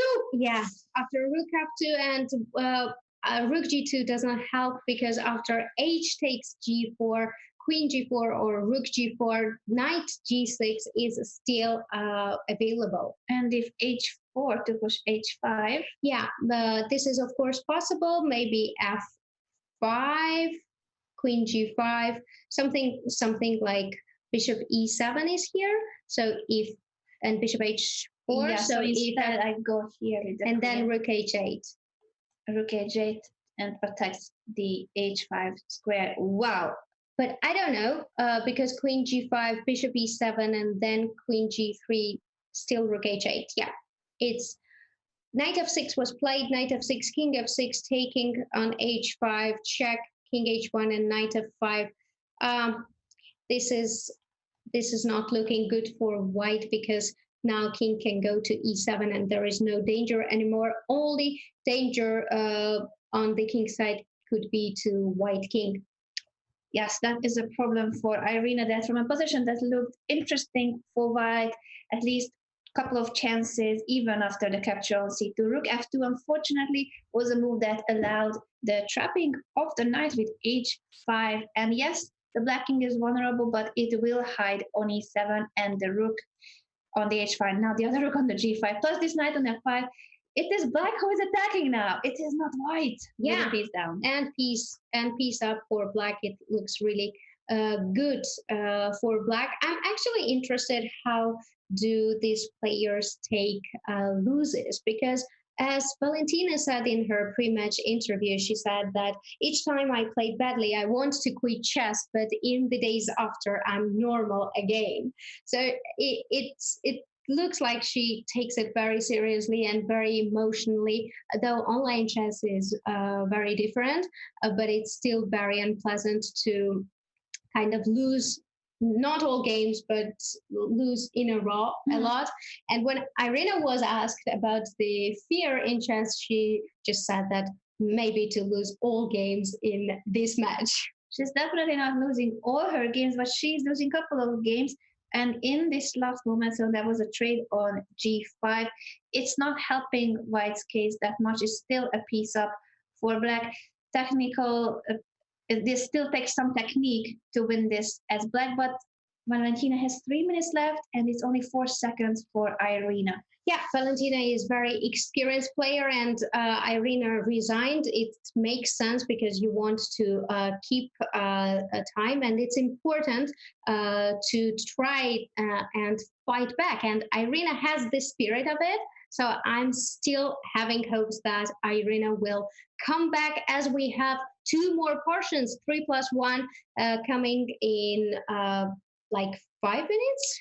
Very shortly. This is the last game of this time format 5+1. And with the last victory, I believe, if my maths is adding up, that Valentina Gunina is actually outperforming the world champion Magnus Carlsen in how well she does in this segment. Oh yeah, she is very strong. She won 9 games out of 10 in a super strong rapid tournament in London versus a lot of grandmasters. And that's 9 out of 10 in the first segment of the speed chess. Yes, it is, but let's see, because last game to go with a point for Irina could be the turning point. She could come back and she still has chance to fight back. Let's see what will happen. Irina is playing with black pieces. So far, it looks very normal. Both D and C file is open. Black wants to castle and put the queen on B6, rook to C8, and rook to D8. And white also plays B4, pretty symmetrical position. What I heard about this position when I was little is that whoever will go knight e4 or knight e5 first has advantage. Let's see who will appear then first on those squares, as Sofiko mentioned. Those are the critical squares. I'm just trying to color them instead of the knight jump. You don't want to jump it that night, especially when it's pinned on the C file. Hikaru is saying whether adoption is coming. You are familiar with the term adoption in online chess? No. Well, you have to explain. It's very different, adoption on Twitch and in the online chess communities as in life. I believe it's coming from the Chessbra community. If I'm wrong, please correct me in the chat, but that would mean that you lose all your games. A 10 victory is that, 10 victory and no victory in between. So 10 win streak is adoption. At least that's how I understand the term. If I'm wrong, correct me in the chat. And shout out to everyone once again joining the first ever Women's Speed Chess Championship. This is the quarterfinals between the 3-time European champion Valentina Gunina from Russia and the 7-time US champion Irina Krush, who is at the moment being crushed. What a bad pawn from Anna. This is the last game of the 5+1 portion. Oh yeah, she's being crushed, but she still has chance to come back in the other portions of the match. Still 1.5 hour. We will see them fighting for 1.5 hour. It doesn't look very, though it's a pawn, right? A pawn is a pawn. Pawn is a pawn. It's missing from the h5. I like it for black. I thought that Irina was playing for a second with white pieces, but it is a pawn for Irina, which means that Irina might come back and might win this game if any mouse slips does not happen. Knight on c4 is very strong, and yes, white has two bishops, but I love black's position. Me too, and it would be a great way to prevent adoption. Yes. I'm in love with this knight because it's an outpost for the black piece, supported by the v5 pawn, covers so many important squares and makes white's pieces passive.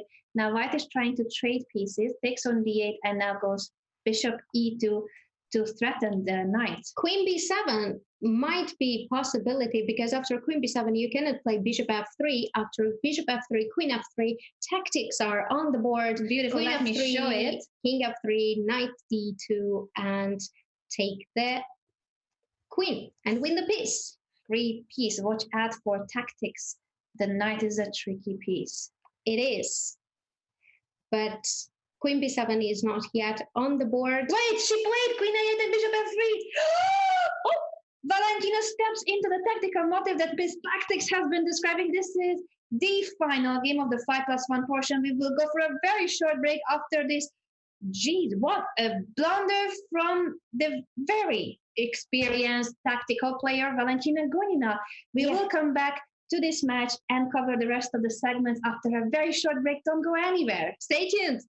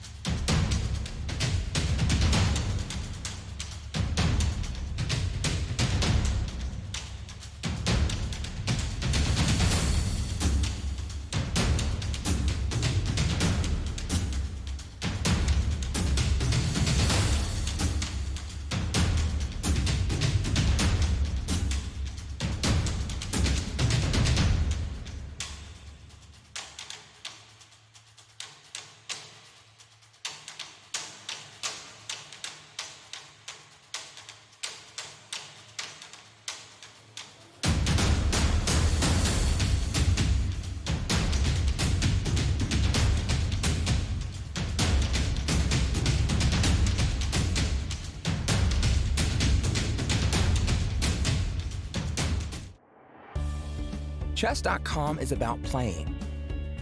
At any moment, there are thousands of people from around the world playing on Chess.com. So whether you're a total beginner or a grandmaster, you'll find a game quickly with someone at your level.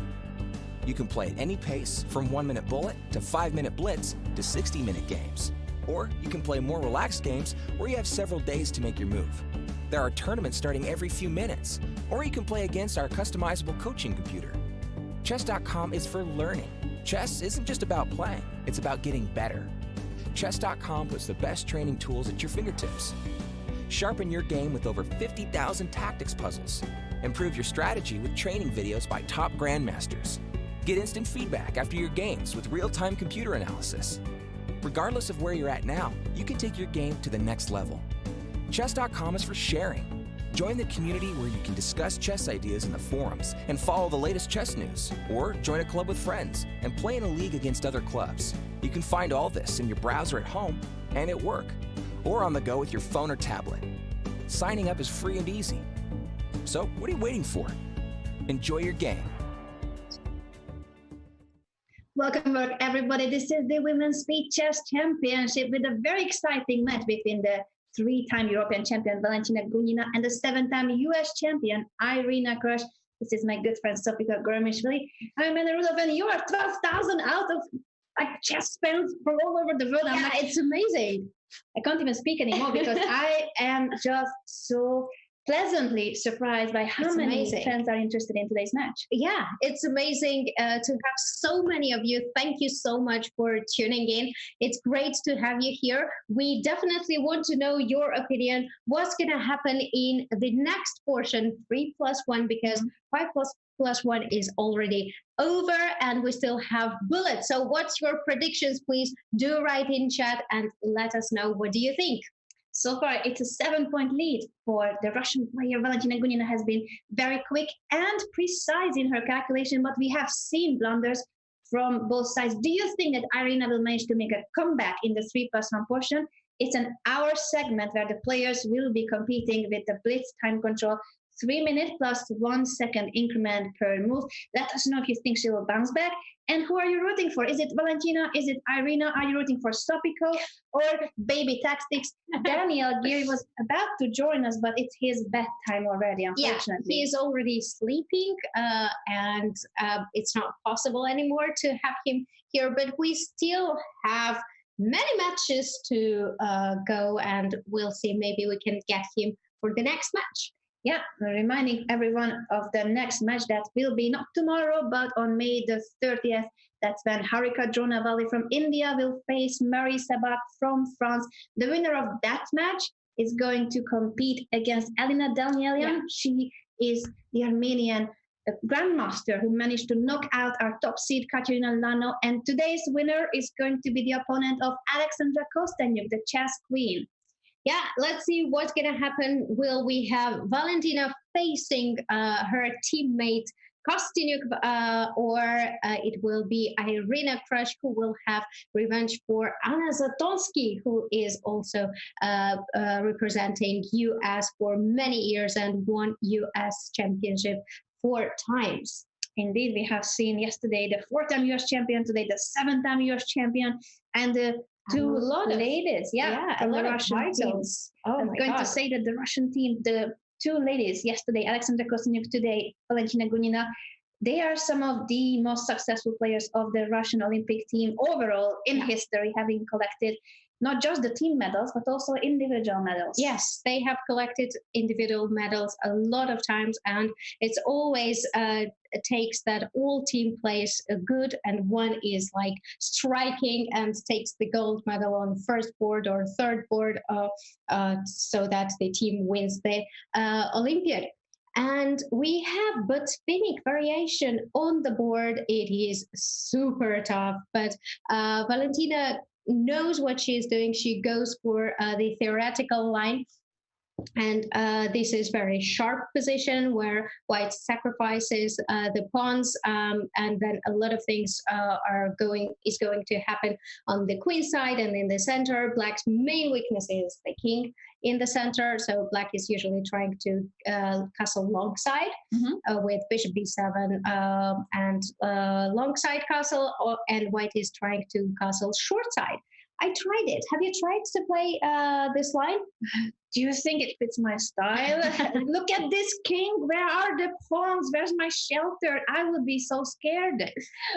Yeah, another way I forgot to say is also to castle short side, as it was not easy in this game to castle long side, but it does look a bit scary, though after a second thought you might think that, okay, maybe my king actually is not that bad on g8 because there are no open files. There is g3 and h2 pawn, and white still has to do something to open the files, which Irina is doing with f4. Indeed, the purpose of this move is to open up the f5 for the rook, and that will help white create more pressure and attack on the king side, while black is still struggling to finish development. f5 is an aggressive move, chasing this central knight away. Yeah, f5, aiming not to allow any kind of open file. Knight g5, it allows knight g5, which will be 4+4 knight, but I'm not sure that knight is that strong because black can play e4. Indeed, there are no files open, but the problem with e4 always is that white can break through in the center. And so she does with d5, a very forcing move. Now, if c takes d5, that would be a huge mistake. I'm just going to show it on the board that after queen takes d5, there are too many things attacked at the same time. And I'm not talking about the b5 pawn. Yes, too many things. It drops the rook. So c takes d5 is definitely not what Valentina will do. But with d5, I think white is grabbing some initiative because now we see how strong is knight on g5 because it does have the e6 square. If after d5, c5 is played, knight e6 is possibility. Also, another possibility for white is to go g4 at some point, break the f5 and e4 chain, and after f takes g4, take on e4. It's very short position. Bishop b7 was played, but still knight e6 was the choice of Irina. Let's catch up with the game. This is the current position. This is the current position, and white managed to get to queen d6, have control of the d file. Now, black's bishop, there are no more pawns, double pawns on c file, which is good news for black. Oops, what is this? The pin on the 6th rank. How do you protect the knight on e6? Is this another blunder by Irina? That would be way too much for this match. Yeah, it looks like that it is a blunder. There was no good way to protect it. Actually, Irina herself went into this pin with queen d6, and missing rook f6 costed her a piece. This is sad news for Irina, who was doing very well before. This position is really exciting. There could have been different variations, but queen d6 is the move that steps into the pin and ignores rook f6 coming. So she now has to try to survive a position where she is a piece down. It's highly unlikely. Yeah, it is very unlikely. Piece is a piece. There is no more attack going on. The knight, very strong piece, is gone, and black has also e4 pawn, which is like can be queen at any time. Yes, this is a sad start for the 7-time US champion. Knight e5 is a smart move. You don't have time to take the knight because the queen on a7 is hanging. Oh, I'm clicking here and there. Apologies, this is my mouse technique. Luckily, I'm not the player. I will do mouse flips all the time. If the you will play bullets. No worries. No. Only when you start streaming.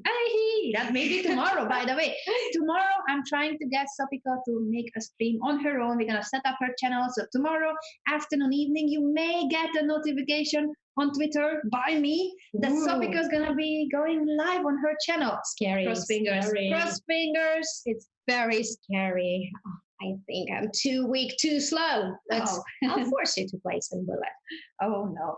So here we are with the first game of the 3+1 portion being yet another victory for Valentina Gunina that increases her lead to 8 points already. But the match is nowhere near close to be over because we still have 52 minutes left of this portion and half an hour of bullet. Yeah. And bullet can be the turning point because it's just 1 minute. You never know what happens. So far, both of the players are blundering time to time, but we've seen some great motives, tactical skills, and it's really nice. We can learn a lot of things from that. True, we have seen all sorts of tactical elements, including motives that would win material because of double attacks, because of pins. So stay here if you want to get better at tactics, because this lady is showing you all the tricks of the trade. Oh, yeah, and I do it with pleasure. I really like it. What about this position? We already have middle game on the board. I like the bishop on e4. Usually what white is trying is that not to allow the bishop on e4, because then it's pretty difficult for white. You don't want to get rid of the light squared bishop. And if you don't want to do that, then bishop on e4 is pretty strong. D takes c4 was a very important decision for black, and it was, I think, a bit risky one, because after b5 you weaken the c6 pawn. I'm not sure that was the best way to do it, but only thing that we can say in this position is the very bad bishop on c3. It is a terrible bishop. It's almost like a gigantic pawn. You see that it's not doing more than the purpose of a pawn. On b2 it's still pretty bad, but at least it leaves the c file open for the rook, putting pressure on the backward c6 pawn. Yeah, I would say that I still prefer white in this position, because I think that white has a lot of opportunities to break the center. Knight d5 probably is the move to block the bishop and completely cut it out from the play, but white will prepare e4 with, I think, f3, e4, because you don't want to play e4 right away. Maybe it's also a possibility, because after f takes e4, you can take with knight. Knight will get then c5 square, e6 pawn would be weak, and so on. And you can get this bishop via c1 into the play. That was interesting, as Sofiko described, but instead Valentina goes for a different knight maneuver, which is also a cool one, heading toward e5, or if she wants to go slower, e1, d3, and then you get to c5. So plenty of opportunities for white here, with the c5 and e5 squares being the target. I agree with you. I like this maneuvers, knight e1, knight d3, as you mentioned. I think also knight e5 that happened on the board is very possible, because after trading, then the bad bishop, which we were talking about, will get a great square on d4, and white actually controls every square, every dark square, and it's not easy to get knight into play, because you would want to play knight b6, knight c4, but it's not possible. No, the b6 square is taken by the bishops, and as you have pointed out, this bishop used to be the worst piece of white, and now on d4 it's quite a comfortable one. It would be even better if we didn't have the e5 pawn where it is, having the long diagonal, but let's not be that greedy. Better on d4 than being stuck behind the pawn chain. I agree with you. Now white played f3. I think e4 white did correct that she didn't play it, because after knight f4, maybe we can show it instead of f3, if e4, then black wouldn't take if takes e4, but knight f4 instead, and g takes f4 and queen d4, things would get very complicated, and this is the change which probably favors from the position that black had to black. That's why f3, and the idea is that if black wants to go f4, then knight f4 is not possible anymore. Queen b7 was played, and after e4, there is no knight f4, because then bishop is not hanging anymore. Knight b6 and e takes f5 is the current position. Yeah, and rook f5. I still like white's position, and taking now is a very good decision by Valentina, because then Valentina gets c5 square, the pressure on c6, and it's very bad endgame for Irina. It is yet another difficult game for the 7-time US champion. She is 10 to 2. That is an 8-point lead for Valentina Gunina. Still possible to make a comeback, but she needs to start a winning streak. It is going to be difficult for Irina if every time we see a game, it's either that she has an advantage and she blunders, which happened a couple of times, Yes. or this position where she has to be defending. So how do you make a comeback? You need to start those games, start winning. Yeah, she's struggling so far, but still a lot of time, 46 minutes in this portion. And then we have Bullet. And as she said in the interview, she doesn't know what to expect from herself, where to expect what. And she just, I think, tries to play the best she can. Yeah, she's certainly trying. And I want to give a shout out to everyone joining us. We are over 13,000 chess lovers from all over the world. Great news. It is. Welcome, everybody. Let us know, where are you watching us from? I do love to see how international the chess community is.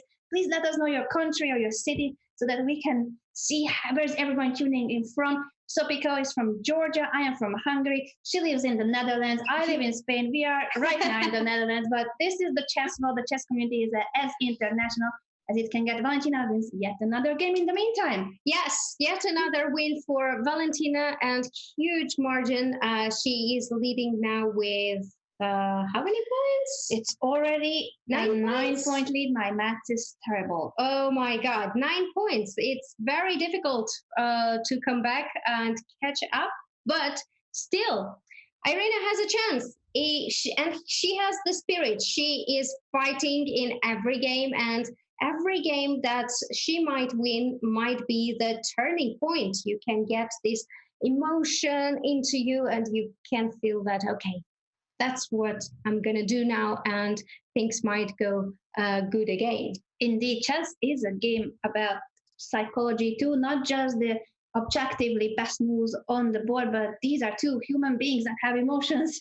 And Exactly. if you start winning, that will increase your confidence and decrease the opponent's confidence. So all that Irina needs is that first, second victory that can start the ball rolling. Will she get that? That's what we are here to see. Let us know in the chat also, who are you rooting for? Is it Valentina? Is it Irina? Or you just root for chess to be as great as it can be, which is what's happening. 13,000 of you watching. Thank you. Yes, and I hope you enjoy the games because they play pretty instructive games. There are a lot of strategic motives in their games and a lot of tactics.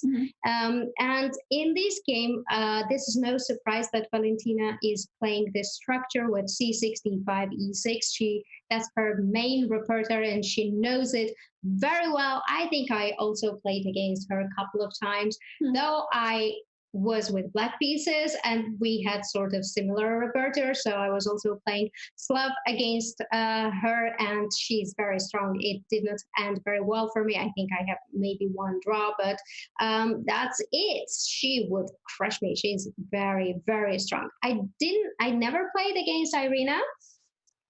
But have you ever played, actually? I'm just thinking, I also haven't played against Irina. I did play against Valentina when we were small. I think she was about 9 and I was 11 or 10 and 12, but we did play in youth events.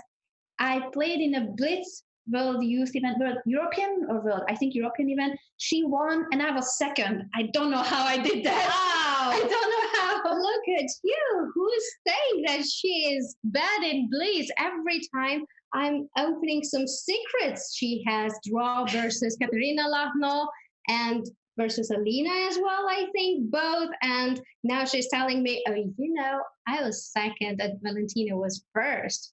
Okay, guys. Over the board, I'm faster. My mouse skills are terrible. I'm a grandma in technology. Okay, so all board is yours. Let us know, what do you think about this structure?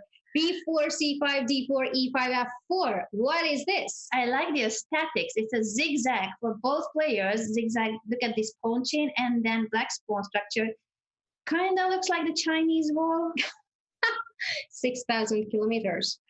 Yeah, almost as long as a Chinese wall, but it's more space for white, which is great because that gives more activity to your pieces. So yeah, we are making fun of the pawn chain, but it's useful as long as you can use that space for making those pieces active and harmonious. Right. What about bishops though? Because I think that the main rule is that you should not put the pawns on your bishop color. So I think white is doing better and says that the pawns are on dark squares.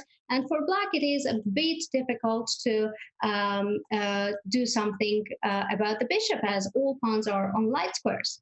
Yes, very well explained, but it does matter what color is your bishop. Mobility, lots of mobility for the d3 bishop, and we can't say the same about the e8 bishop. It's just like a French bishop. My favorite opening, the French defense. I do suffer from having bishops like this. Yes, so play neither. I should try one day. Valentina is maneuvering her rooks. If you look at the last few moves, she did play rook a8 and now rook to b8. She's trying to open the queen side with a potential push and also be ready in case white will push with b5. So she's moving her rooks over to the a and b files, even if it looks strange for the moment. I definitely like white's position because white has more space. So I think it's Irina's chance to strike in this game, though she has 30 seconds. And in 30 seconds, it's not so easy to make big decisions, because at some point when you put all your pieces on good squares, you need to strike. You have to make a move, and you have to have an action on the board. B5 action, move, action. This is what you asked for, Sophie, yes. And they deliver. This pawn is being pushed, and that's a pawn break. What's going to happen? Will it be taken? Will this pawn be taken? Anything can happen, but I think white has a good response to both. Yeah, rook b7 after b5 after rook b7 is good, because after c takes b5, there is a very nice intermediate move c6. Mm-hmm. And after c6 and ab, white would have great position. But of course, Valentina does not allow it. Rook c7 is on the board. Rook c2, another prophylactic move. So once again, after c takes, maybe cb was possible, but now pawn structure changed, and c6 is gone. Bishop a6, very fast, 14 seconds. If the rook moves here, then the rook is trapped after bishop to b5, and if you nice spot. If you don't keep it on the c5, that will make the rook more passive, and you can take on b6. Yeah, and then you have control on the c6 square. This is the current position. I'm going to just catch up real quick because the game is speeding up. 9 seconds left for Irina, 50 seconds left for Valentina. This pawn is weak. The knight is defending now the a4 pawn and also jumping toward b5. Yeah, just important not to play rook b4 and not to get into the queen b3 is the right move. And after knight b5, knight has a good forepost on d6. b6 pawn is weak. I'm a bit afraid that there shouldn't be any perpetual, so rook shouldn't go anywhere. I would play h3 at some point just to be sure that my king has, yeah. She's listening. No, they can't. They are not listening to us. Luckily, that would be so disturbing. Yeah. But the queen swings over to the king side. It does allow the entrance on the queen side, and the pawn is captured on a4. So Valentina is fighting back the d4 pawn. If that drops, oh, that was a very important pawn, and now it is. Time. She made the move in 0.1 seconds. 0.1. That's so cool, but and now she flags. It's not cool anymore. No, Irina, make a move. Oh yeah, that's tough. Very tough to play, and under time pressure and tactics. A lot of things going on. Yeah, to be fair, the final position wasn't that good for white anymore, but certainly she was not losing. She dropped the pawn on a4, which is a problem. Unfortunately, she was having a comfortable edge earlier, but time is a crucial factor in blitz games, and she needs to speed up. Valentina said that her strength is her weakness. She plays very quickly, and she also considers it her weakness. Yes, she plays so quickly.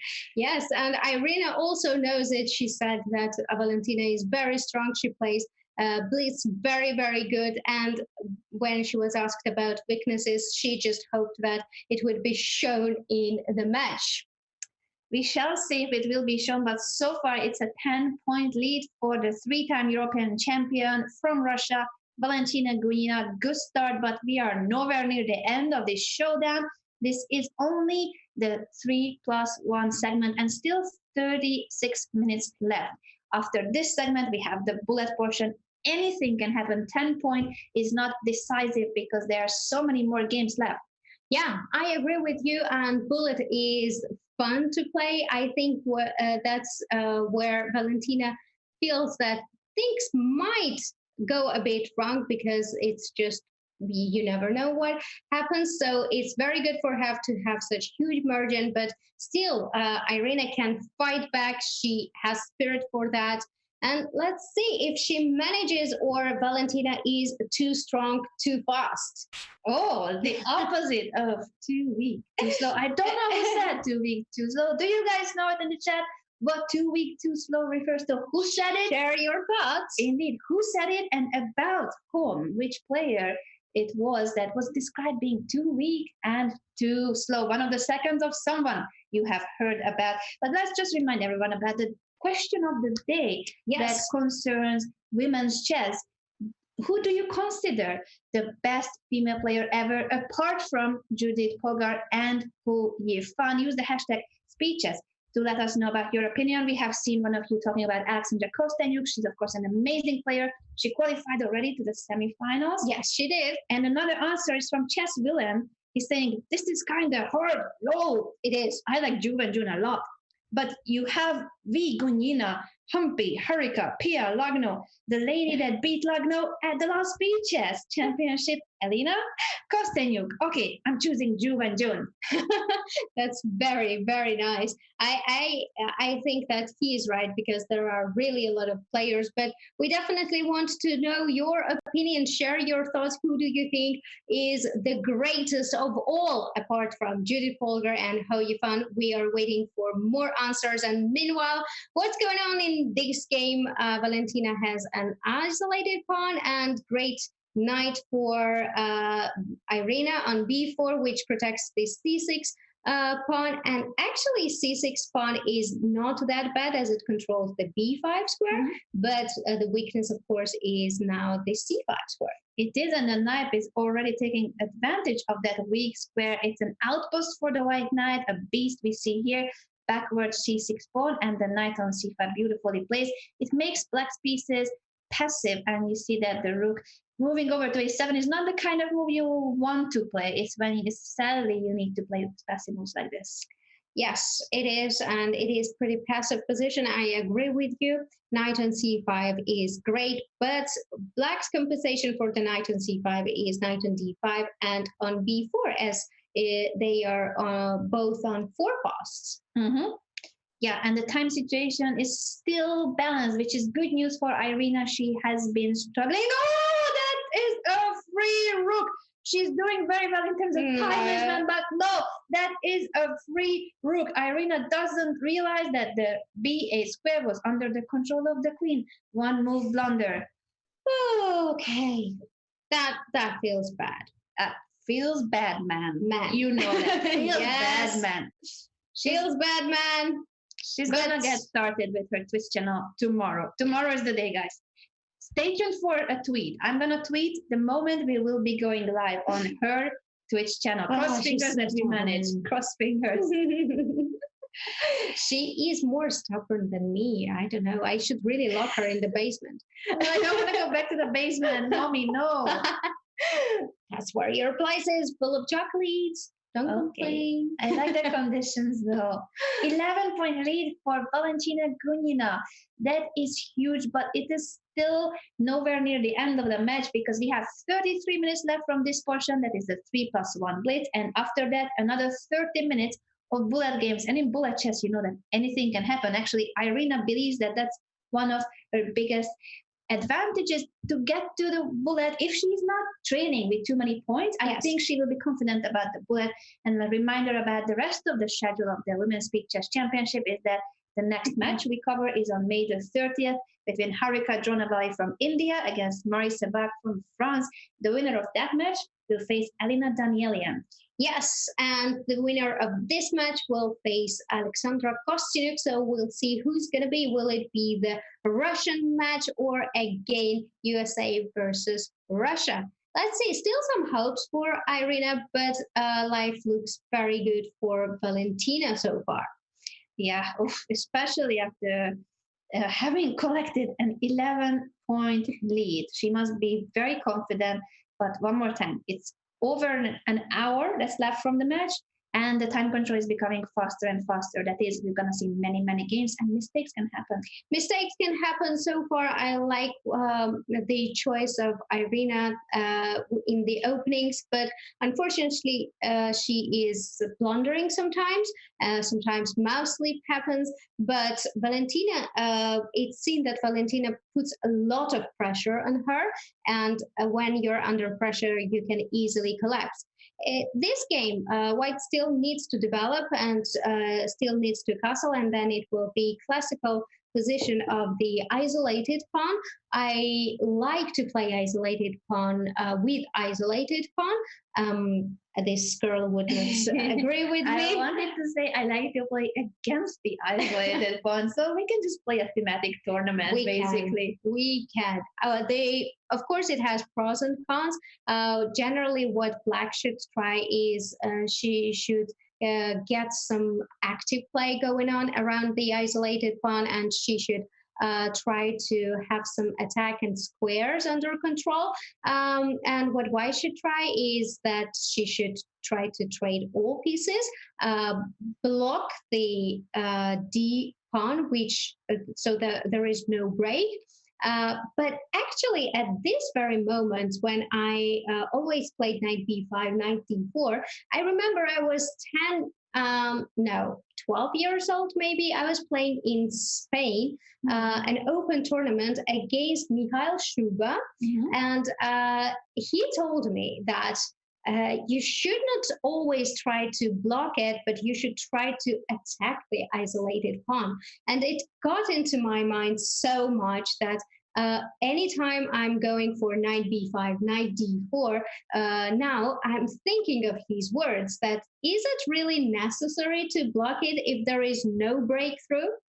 That's a good point. So with the isolated pawn structures, the d4 square is an outpost for white pieces, but Osopiko is saying that sometimes it's not necessary to focus on your attention on that square, but instead go and start attacking that pawn because you will eventually capture it. Yes, and that's very good to win the pawn.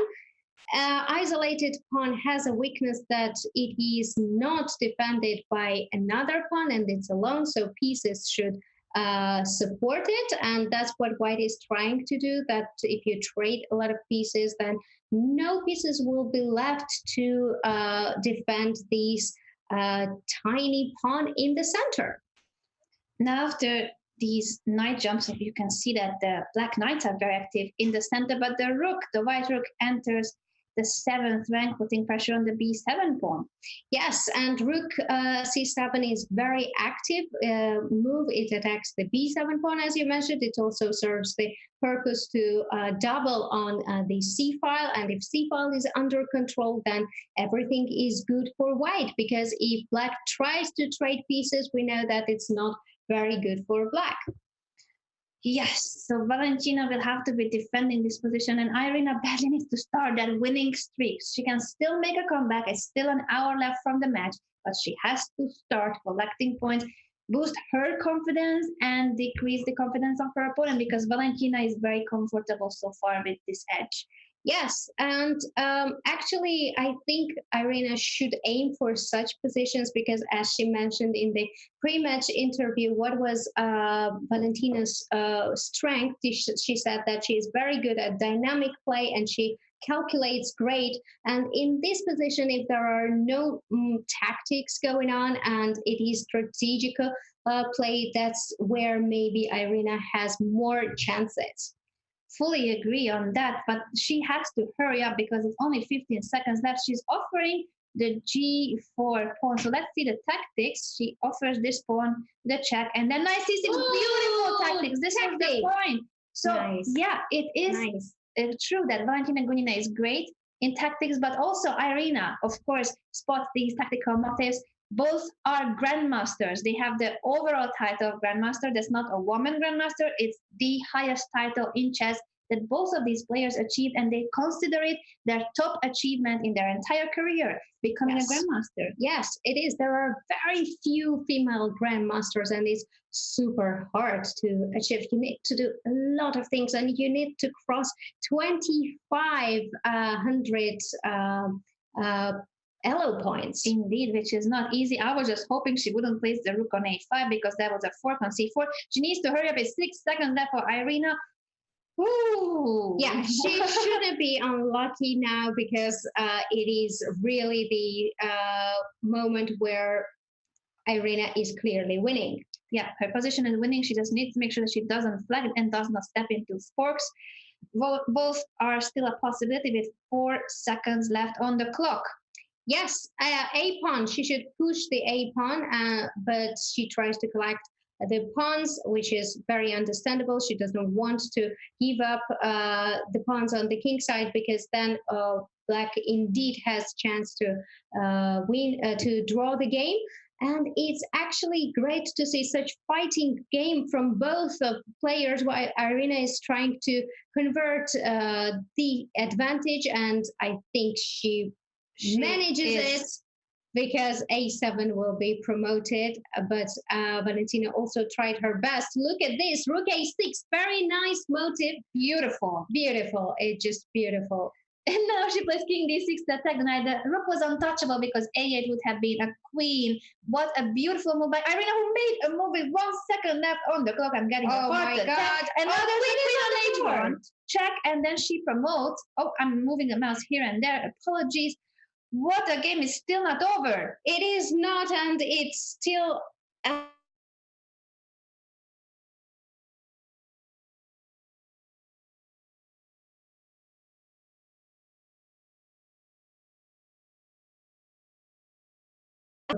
They are both down to only a very few seconds.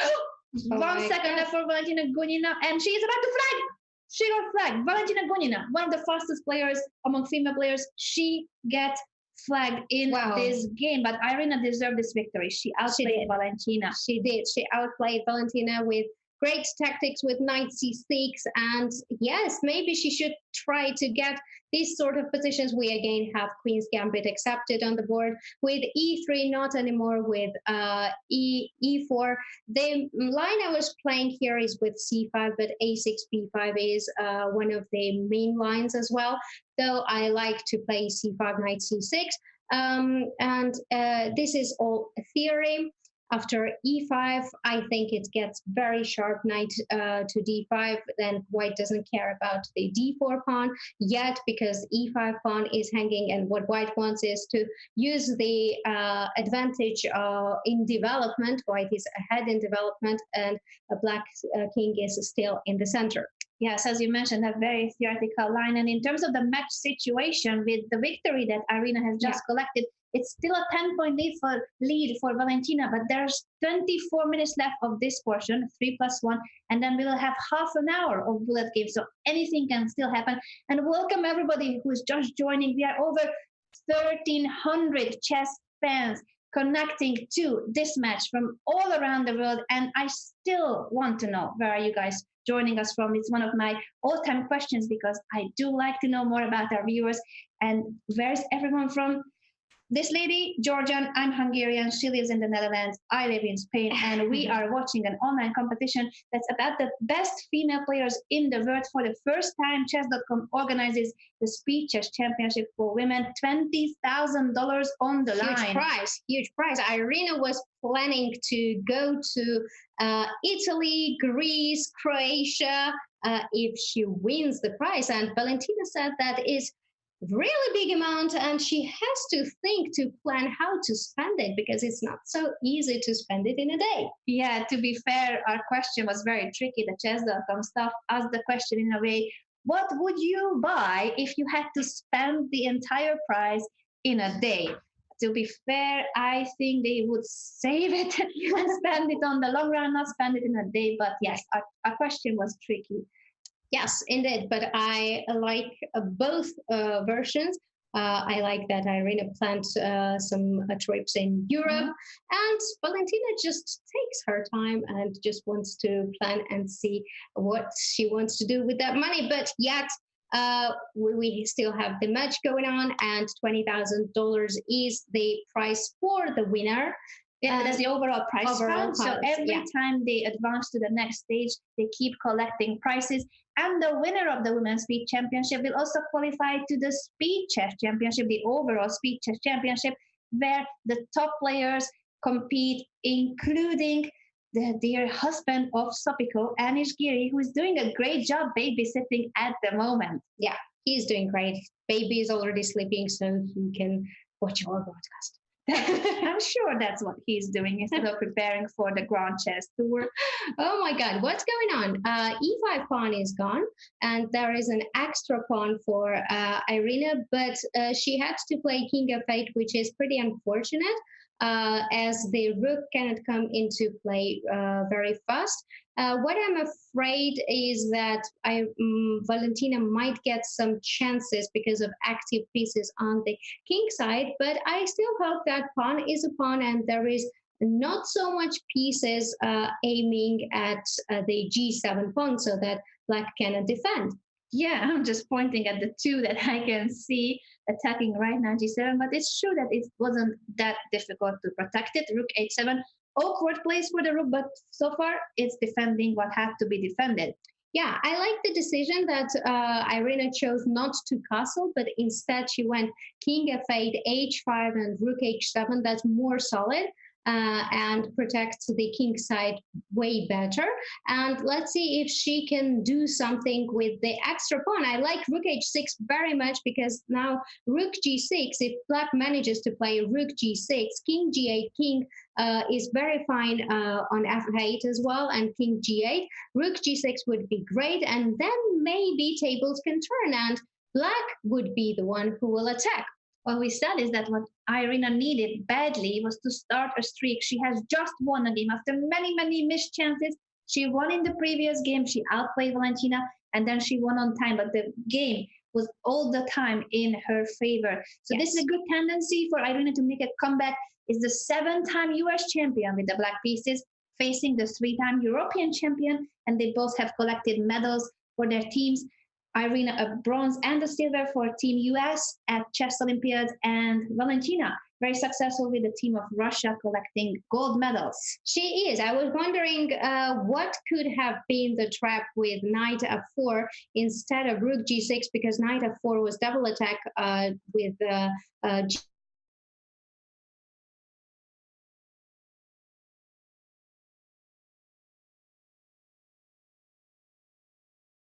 and the bishop was attacking the rook. This queen e2 was missed, and it's flagging time and resignation to 0.1 second. Unfortunately for Irina, this bishop e5 was a mistake, a blunder. Queen e2 is a winning move. It is. It is winning move, and unfortunately things like this happen, and we have now one more game going on already, and after we have Nimzo Indian with queen c2 and d5, c takes d5, e takes d5. It's a very, very big line. I also tried it many times, and I think that's a very challenging for Nimzo Indian, though what I recently like is line with f3. And after these h6, g5, which is very ambitious line from black, black tries to play with c5, and get play. Ooh, f5 is also a possibility. Normally, c5 is also a move, but f5 is the move I'm not very familiar with. And there is a direct threat of f4. Knight e2 is against f4, and after f4, e takes f4, g takes f4, bishop f4. Black is not aiming to sacrifice the pawn. That's why knight e2 happened. Bishop e6, normal development. Knight d7 afterwards. And I think that black will still try to play with c5. Yeah, all that Sopiko has described is a very theoretical position and the plans and ideas with the structure. If you don't play these versions, don't try it at home. It's not really normal to launch those pawns in front of your king unless you are familiar with the theory behind these openings. Yeah, usually I hear this phrase of don't try it at home when don't. No. When there is a scene of like throwing knives and getting into the center or something, but yeah, don't try it. Don't do that. Though they have to, because it will be good practice, and it's very nice to practice the positions you want to try, to play a lot of blitz games to analyze. It would be good for you, and also to follow this match because you're gonna learn a lot of things. A lot of tactics are in the game. C4 was forcing this trade. The bishop had nowhere to go, therefore white had to take on e4. And look at this funny pawn structure here. It's the kind of like a meetup of pawns. Only the d3 pawn is missing. Oh, it's indeed. And now we have two bishops versus two knights. What do you think? Are knights better because they can jump to both squares? And are there squares that could be great? Sacrifice! Beautifully done, but will this be efficient? This is a piece sacrifice in order to create connected pass pawns, but the d5 square is under control, so d5 is not Queen coming. g6 is also a threat, and I think it was very interesting because if you play queen e8, then white can play d5, and otherwise there is not a nice way to protect the g6 square. Bishop f7 is one of the way, but then e6 is a problem. Yeah, so Irina is being very creative and brave, giving up that piece. As Topiko mentioned, if you want to cover the g6 square, now it allows d5, and if these pawns start marching, then white has more than enough compensation for the sacrifice piece. I definitely agree with you. Now, knight f5 looks very tempting. e6, not d6, because it would drop the pawn. I would play knight f5, and Irina has pretty a lot of time on the clock, 1 minute and 21 seconds. Maybe she's trying to figure out where is best to, where can she fight, in what kind of positions, like giving up the piece for 2 pawns and playing for initiative, or going for the positional play against isolated pawn. A lot of things, and it's a very long match, so still anything can happen. 15 minutes till we finish this portion of 3+1, and then we will have half an hour of great bullet chess. Indeed. So the 11-point lead that Valentina has does not mean the end of this match at all, with so much time left. Look at this calculation. She decides to take on f7. There were other options such as knight to g4 and rook f6. Or check, knight f5, but she plans something with the f7 square. Yeah, she takes on f7 and then pushes e6, which frees the e5 square for the queen. Very concrete line. If rook takes f1, rook takes f1, how do you prevent rook f7 or queen e5? I'm going to show it on the board real quick, that if there's a trade, only 2 heavy pieces left for white, but those 2 are the most active pieces on the board right now. Yeah, amazing game so far by Irina. She is really fighting, and she's really trying to come back. These pawns would be very difficult to stop. I don't think that it is good to trade queens, so I would give check right away, queen e5, but also rook f7 is very interesting. Yeah, I like rook f7, but Irina should make sure that she speeds up. It's only 17 seconds left for the 4-time US champion. 4-time, no, a 7-time. I'm already confusing how many times Irina has won, but this is a game that she is doing so well. She is about to bounce back and make this lead less of a problem, because if she starts a winning streak, if she can win this game and the next couple of games, I do believe that will increase her confidence enough to enter the bullet portion with chances. So now after d6, the bishop was hanging. I agree with you. And queen e5, rook f5, very powerful play from Irina. Now it's very difficult to defend the g5. But look at this move, h3. I love it. So cool. I have time. I don't need the g5 pawn that quick. And exactly. Now e7. And turning d7. 11 seconds left for Irina. Tactics are there. It was important pawn, though. I'm a bit afraid here. Queen e4, planning rook f7, bishop d6, rook f7, king h6. It would be very pity to see if, oh my God. And she flags. Now she would have had to trade queens on f1 and then lose the 7 pawn. Oh, from a winning position. She was completely winning. Irina played a beautiful piece sacrifice. Yes. She went on to increase it to a winning advantage, and then she collapsed with only a few seconds left on the clock. Whew, that's very tough. She tries her best, but tactics are very important. And we have again Queen's Gambit accepted. They played already many games with exact same line with a6 and b5. a4 was also played before with a5, knight d2, knight c4, and just taking advantage that there is b4 pawn already and c4 is there for white. I think both players know what's going on in this position because they played it many times. I like for white this square c4 square very much, and Irina I think did not have very good result with the Queen's Gambit accepted. But let's see, anything can happen still. 11 minutes till we finish this portion, and then Bullet. Maybe she has something very surprising prepared for Bullet portion, because she said that she gave a thought. She has planned some strategies for this match, and maybe we'll see some kind of crazy lines. It's a good point, and I am also expecting different variations for the Bullet. You want to surprise your opponent in Bullet and want to make sure that you choose pre-movable openings. I have learned it from Sofiko. You need to pre-move a lot if you want to get time advantage. But just a quick reminder, why are we here?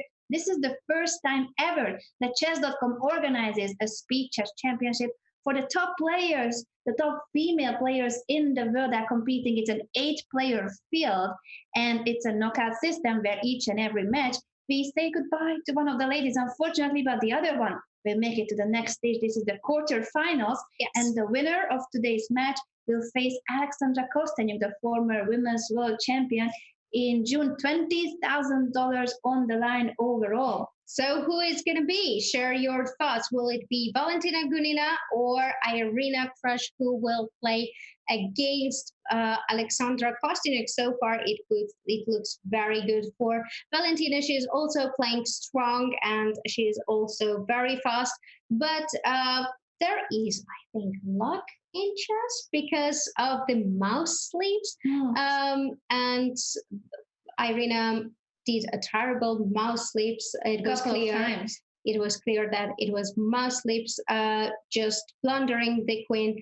But yeah, still, Bullet portion is coming, and I believe that we will have Irina coming back at some point because it is also important for the prize. The prize fund for this match is $2,000, and the winner gets 1,000, and others 1,000 is split by percentage. So it's important to win as many games as possible. That's a very good point. So it does matter that even if Valentina is already sure to qualify, which is not the case yet, but even if in the Bullet portion we see a lead for Valentina, Irina will still need to try to win a couple of games for the cash prize and also for pride. I think no one likes to lose games, especially not in front of so many of you. Thanks everyone for joining us on Twitch and Chess TV. Yes. It's amazing to see how many of you love chess and support chess. Thanks to you, we can have more events like this. So make sure that if you like what Chess.com is doing, you hit that follow button or subscribe for the emotes. There's an emote where Sofiko is waving hi. That's one of my favorites. And Danny Ranch with long hair. I mean, you gotta use that emote. Shout out to Danny, and thanks Danny for tuning in all the way from the plane. I love the dedication. That's a real chess fan. Yeah, that was really nice to see. And back to the game, actually, a lot of things happened. Very important moment was the trade on c3. If we can get back to the bishop c3 moment and move 18, that after knight c3, bishop c3, Irina decided that she would go knight c3, sacrifice the pawn, bishop c3, b takes c3, rook c3, and it looks like that Irina sacrificed the pawn, but she gets the a5 pawn back. she does get it back. 93 was an important move. You don't want to get mated on g2, so you tag the queen and defend on g2, knight c2. Now to pick up the bishop, but you don't have time to win the piece because the knight needs to come back and protect g2. So this is still for a repetition of moves, but queen e4, Irina does not agree to the draw. She cannot really go for a draw in a team. I keep saying team, in a match situation like this. It's not a team. We are a team. They are opponents. They are not teammates. Yeah, they are enemies. They are enemies. Rook c4, that has to be taken because the rook is attacking both the queen and the bishop. So there's a trade on c4 and now bishop e7, bishop c2, queen c6 is speeding up. So I'm just going to show the current position, this one. 2 bishops for Irina, and I like how it looks so far. I prefer to have a pawn rather than the c pawn because it is blocked and I have 2 bishops, but still knights are tricky pieces. A knight e5 jumps and something might connect it with knight e5, knight g4, and with this b1 h7 diagonal, the game looks very sharp and double-edged. I just want to welcome everybody. I see that we have already broken the 14K barrier as well. This is one of the most viewed Speed Chess Championship matches ever. Thank you so much for joining us for the first ever Women's Speed Chess Championship. Elbow. Definitely, we so appreciate your support. And this match is also historic in a sense that it's an official record in terms of the most decisive games to start a match. 18 games have been decisive in this match between Gunina and Krush. Right, 18 games. So no draws so far. No, there were draws, but 18 decisive games. That's a lot of games. Yep, that's a Speed Chess Championship record. Counting them, couple of years that Speed Chess Championships have been hosted. And that refers to the overall Speed Chess Championship where the likes of Hikaru Nakamura and Magnus Carlsen competed and compete this year too. The field will be joined by Anish Giri, who is really good at babysitting. He is. So if you need some babysitter, I'll give the number. Oh, a new job for the world number 4. Queen e1 check. The problem is if you go to g2, your rook will be picked up on the long diagonal. She does not care about it. Yeah, because after queen rook h2, she does not take the rook. A little confused, but it's no time. 0.1 second when she made a move. Oh my god, still tricky for white, but this is missed opportunity. All right, I'm just gonna stop looking at the moves and only focus on the clock. 3 seconds for Irina, 9 for Valentina. It's a rook endgame. That's what I've been hoping for. Oh yeah, go ahead. I love this rook endgame. It's 3 pawns versus 3 pawns. A very rich rook endgame where you can learn a lot about maneuvers. No, it's a dead draw, but let's just look at the clock. It is. It's a draw. It is a draw, but let's just focus on the time because 3 seconds, but it's not pawn endgame. Okay, this is going to be a difficult draw. Not an easy one. Still a draw, but yeah, it's more difficult than a rook endgame. Yeah. I agree. So everything will be traded. H pawn, g5 is a nice move. Outside pass pawn, protected pass pawn. But g5, I thought she calculated everything, but it looks like a fortress, right? It was very risky. It was a risky choice. Irina still holding on king h7, and after king takes g5, she has to make sure that the moment when this pawn is taken, king g7. Yeah. This is part of my king and pawn videos. If you haven't seen it, it's on chess.com. The moment this pawn is taken, you want your king on g7. That's a draw. What a hard-fought game. One of the first few draws in how many? An hour and a half? I don't know. It's been decisive games after decisive games. Yes, and it's very tough to play for so many games under such pressure. But we have one of the strongest players of the world, Valentina Gunina versus Irina Krush. And actually, this is Nimzo Indian, where Valentina allows e4 after queen c2. She castles. She doesn't play neither d5 or c5. She allows e4. And this is a theoretical line as well. And the problem for black here is what to do with the knight on e4. That's why f5 was played. But sometimes after e takes f5, knight f6, and knight f3, it looks like resembles a bit the French type of positions because of the e6 pawn, e5 square, and the f6 breakthrough. I like h4 very much. I know you like it because it's tactics time soon with the knight coming to g5, pressure on the h7 square. Irina is trying. She's trying her best because she has to. It's a 12-point lead for Valentina Gunina. And this may be the last game of the 3+1 segment. Remember that after this will come the most exciting part of the match, bullets. 1 minute plus 1 second increment. So this could be the last game. Once the time is up, we will have a very short break, and then half an hour bullet will be coming. And I hope that bullet will be full of excitement, but I should really use the breathing technique not to wake up Daniel.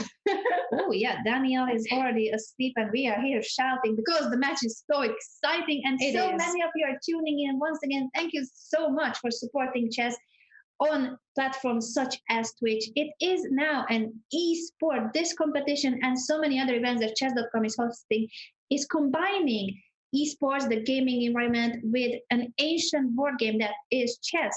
And I love this new trend and how social it can become thanks to you guys in the chat. So keep the conversation going. I am looking at the chat, so because also keeping an eye, and we are here for being passionate about chess. That's the one thing that connects us all. That is, and we try to explain the moves, which are pretty difficult to explain. Why 95? Because there are tricks and traps.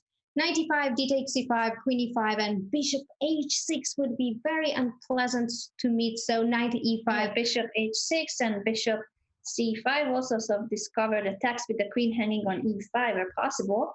Yes, knight e5 was not taken. Bishop d7 was played. Rook h3. One of the moves that I was waiting after h4, because the first thing I thought of h4 was that the rook leaf rook would join into the attack and game. I think that we should really hope that Irina can manage to no. Okay, this is what we have been predicting that would not happen, that she takes on e5. She is accepting the loss of the exchange, so the rook will be captured on f8. Yeah, but it seems that Valentina doesn't mind because her pieces are very active. She's threatening mate in 1 on f2, and the minor pieces are also extremely powerful. I'm afraid a bit. White also has her play on the king side connected with queen e4, and if I had queen on e4, I would be the happiest person, but I don't have queen on e4, and I have to take care of the f2 pawn, which is rook f3, the kind of the only move, take, and still queen e4 now is going to be a big threat, though knight f6 is a big defensive move.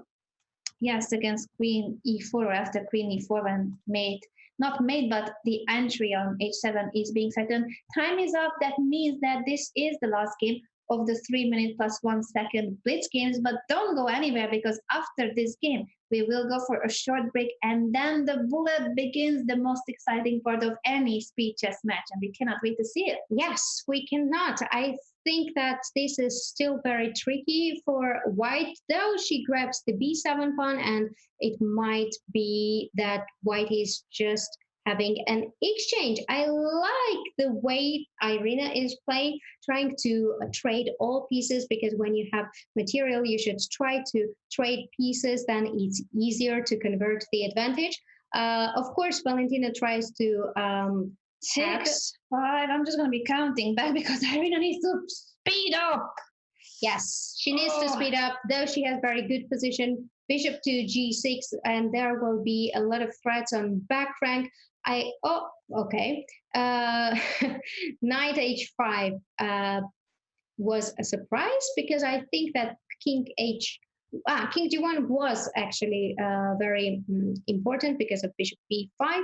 But now, without h5 pawn, I think that black has good 1 compensation. second. Irina, make a move with 0.1 second. She makes a move that is bishop to h7. It can't be taken because the bishop on d7 is hanging. Nice move, but is it efficient at all? And please don't flag. Oh, it's difficult. It's difficult to play queen f4 and time. G2. Time is up. I told you. It was just about the time. This is the final game of the 3+1. A massive lead for Valentina Gunina, but bullet, that is still crazy. So yes. In bullet, anything can happen. We will go for a very short break. Don't go anywhere because the most exciting part of the match is just about to start. See you soon.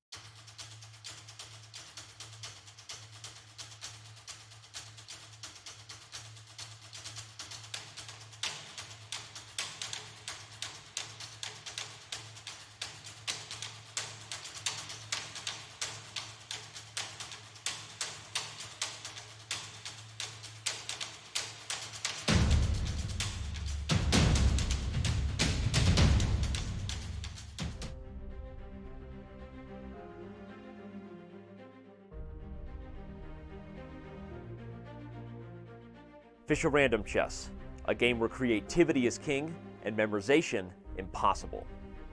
960 different back rank configurations turn the world's best chess players into mere competitors trying to outwit and outclass each other with every unprepared move.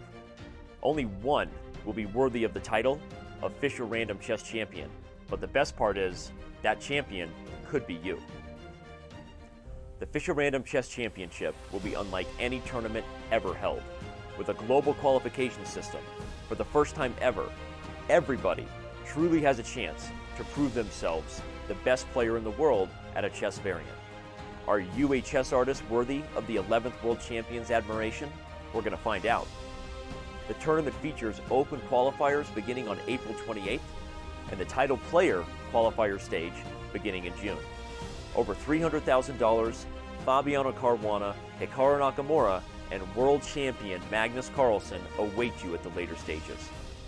The Fisher Random Chess Championship title is there for the taking. Will you make a run at it? Go to frchess.com today to register and stay tuned to Chess.com for all the latest news and updates regarding this historic event. It's the FIDE World Fisher Random Chess Championship, organized by Doomed AS and Chess.com.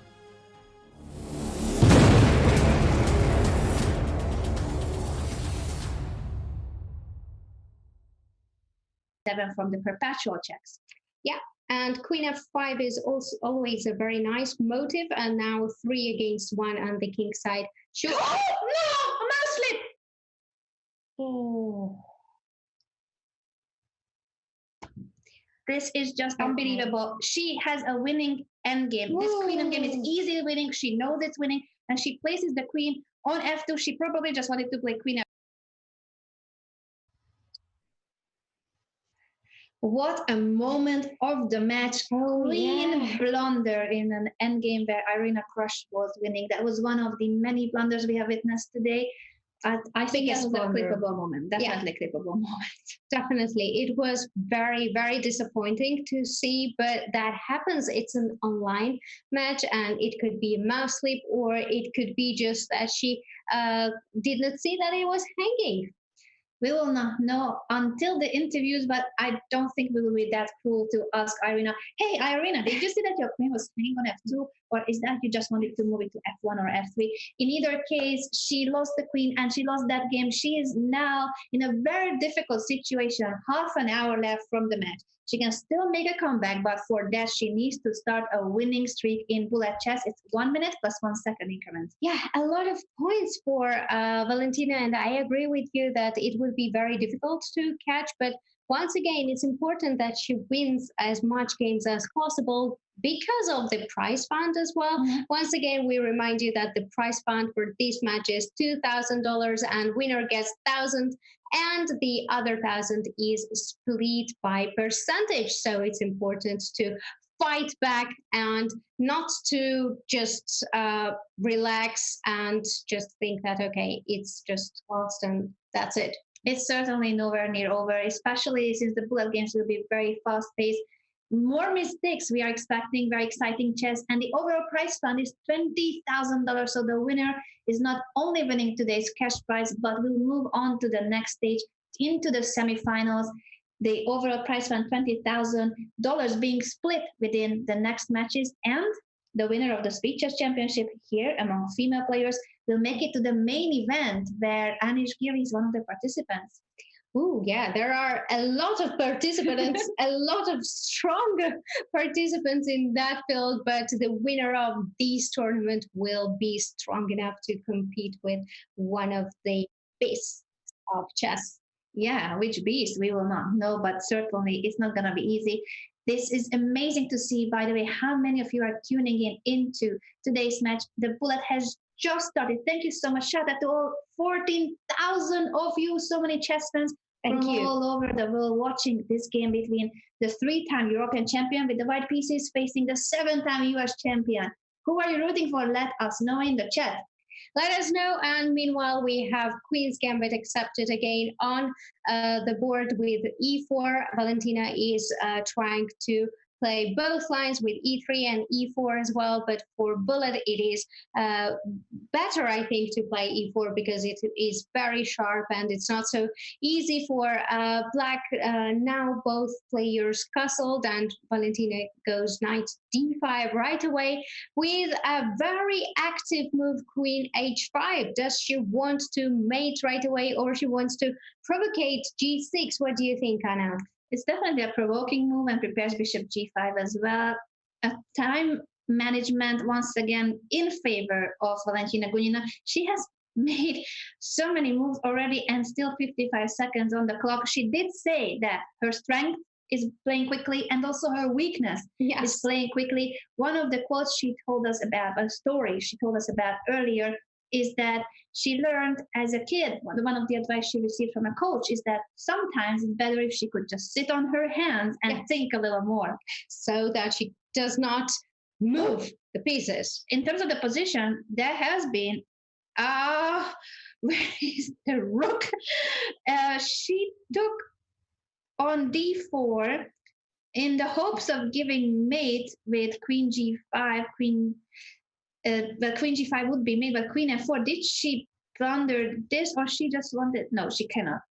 This is a rook up for Irina. This is a rook up for Irina. Still some hopes for Valentina to mate, but after queen e4, queen g6, there are no hopes, and rook e8 is a very nice move because you cannot take after queen g6. Queen g6, rook c4, because e5 bishop is hanging as well. So this could be the moment when Irina starts making a comeback. You see that it's a 13-point lead for Valentina, but she did slip in this game. She may be already too confident. She went for a sacrifice that didn't work, and now she has to face the consequences. It's a rook up for Irina Krush. Rook up for Irina Krush, 6 seconds, but she just made mate on the board. Irina gets her first win. If she can make a streak out of this, that's a good chance for the 7-time US champion to make a comeback. Yes, and it gives good emotions because you start bullet where you were hoping that things would go right.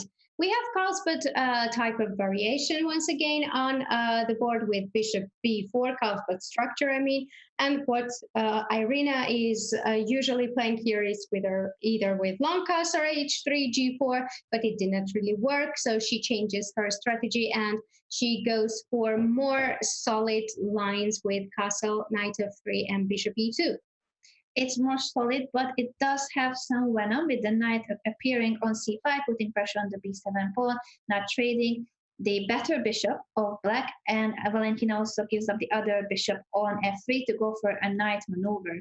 Yes, I like the maneuver. I like that she gave up the bishop. It was very important because if knight was alive and it was on f3, it would go to another important e5 square.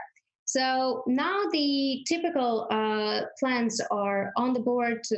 Black tries to get knight to e4, and white tries to have minority attack on the queen side connected with a4 and b5, b4, b5. Usually it's not that scary for black, but I still like it for white. I agree with you because of the pressure on the queen side, the d5 and the b7 pawns being vulnerable, as well as opening the a5 for the rook. Still not easy, but Irina does create some chances for her. And after a victory, I think this is the best chance. This is the moment when your opponent is the most vulnerable emotionally. Giving up the d5 pawn. She's counting on queen c3 to attack the d3 bishop and the rook. Is that what she wants? Is that a trap? Yes, that's a trap. No, wait, king g7 was played because queen a8. Yep, that's queen d8. So she doesn't have time for queen c3 because there's queen d8 check.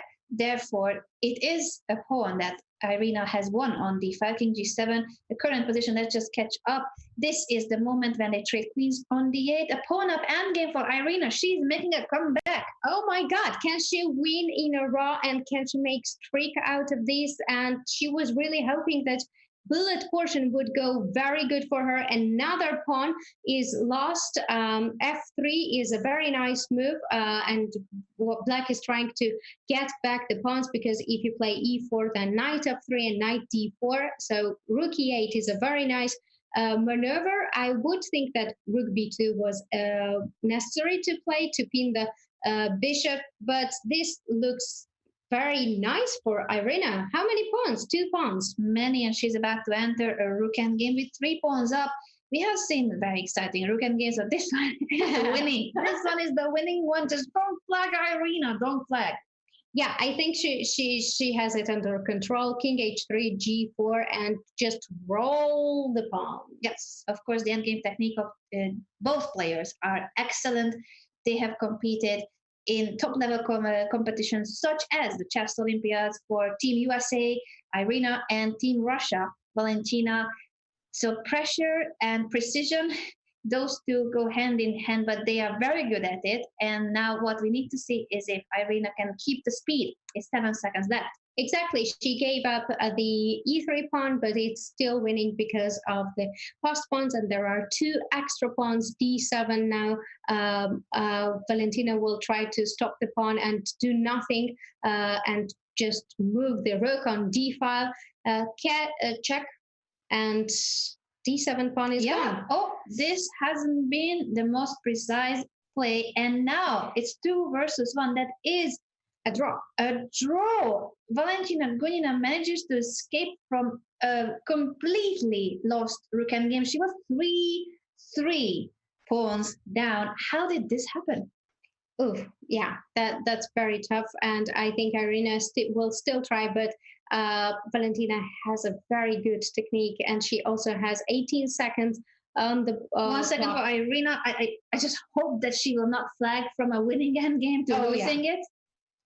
That King d6, King e7, that is very important and very instructive pawn endgame that is happening here. The opposition is very important. Not like 0.6 seconds when she made her move. I'm getting a heart attack. This is still a king and pawn endgame that is a draw, but very precise play by Valentina.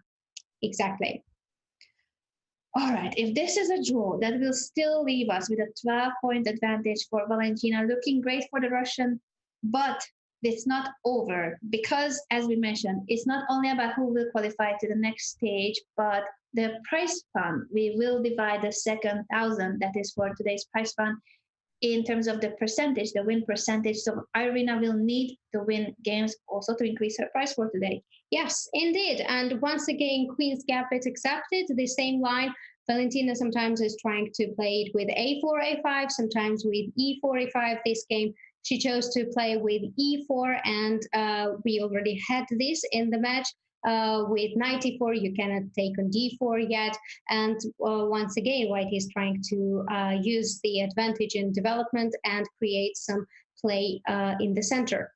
Certainly. Now, you do want to make sure you don't blunder your queen. Queen b8 is a great move in order to prevent that. And that puts pressure also on the e5 pawn. So there's no knight takes d4 because black will cash in on e5. Yes, and after rook c1, black actually has to do something. It's a bit difficult position to play under time pressure because you want your king to be on a safe side and not in the center. Yes, black has an extra pawn, but the d4 pawn is not a great pawn. It will be lost pretty soon. h6 is asking the bishop if it will abandon its diagonal north. Bishop h4 g5, that fianchettos the bishop. For black, it's still not that simple because if you castle, this is not the safest of king sides ever, but the e5 pawn has been taken. Bishop takes d5. Who is winning and why? I'm a bit afraid of knight e6 or bishop b7, bishop h2, and the bishop is lost, right? Yep, you cannot. If you take back here, the h2 bishop is taken. So this is a piece up for Valentina. Bishop takes e5. Overall, was a blunder. There are some pawns for the piece, 2 in total, but the black king is vulnerable, and this should be an easy game for Valentina. Some technical difficulties, I would say, but should be winning for white. It should be because piece is a piece, and there is no danger to the king. Black's king is also exposed, and there are lots of tactics going on. White is trying now to 97? No, there was no 97, sorry. Now 97 is the problem. White is trying to trade as many pieces as possible because that's when you have extra material. That's what you're trying. Beautiful. The queen is staying, and if you take the rook, then queen f7, queen g8 is mate. It's game over. What a nice finish for Valentina in this game. Increases her lead with 1 more point. And now another game. Valentina is with black pieces. Again, Nimzo Indian with queen c2. And once again, Valentina allows white to play e4, though. Irina goes for another line with a3, bishop g5, and main point is, of course, here to develop your pieces as fast as possible and try to convert to the two bishop advantage. I don't know if it's correct to say convert because it's not a big advantage. Yes, just make something out of the very tiny edge that the bishop pair can give to you. So if you keep increasing it, that would mean opening up the position for the bishop. For now, white is trying to keep it close because her king is still in the middle of the board. So one thing is the pair of bishops, and the other thing is that you do care about your king. King safety goes first. Indeed, and e4 is a very important moment by black side. Black should not allow white to play e4, f4, and everything so easily. That's why e4 was played, and now knight maneuvers. Knight f8, knight g6 is great for black because then white either has to take, which happened, and this was a pawn sacrifice, but g2 pawn is lost. Though some kind of attack can be created on the king side. I don't like the decision by black. I also don't like it because with opposite side castling, you do want to have open files where you can attack the opponent's king. So this is a risky choice by Valentina, but this is how her playing style is. Even if she is leading this match with already 13 points, she doesn't go solid. She doesn't just say, I can play for a draw. Knight f6. Beautiful. Nice. Wow. Knight f6. That sacrifice means that now the g file is opening up after f takes. Queen takes, and it's gonna be mate. Yes. Next move. Beautiful, Wow. beautiful. And this is indeed, now I don't think Valentina can escape. King f8 is the possible move, but bishop f7, and there we go. Bishop e6 also possible. Queen h7 even better with rook g8. This is mate in a few moves. Bishop is taking, and bishop e6 is still not immediately winning, but many moves are good. She will need to try to bring the rook and at least not give it up with check.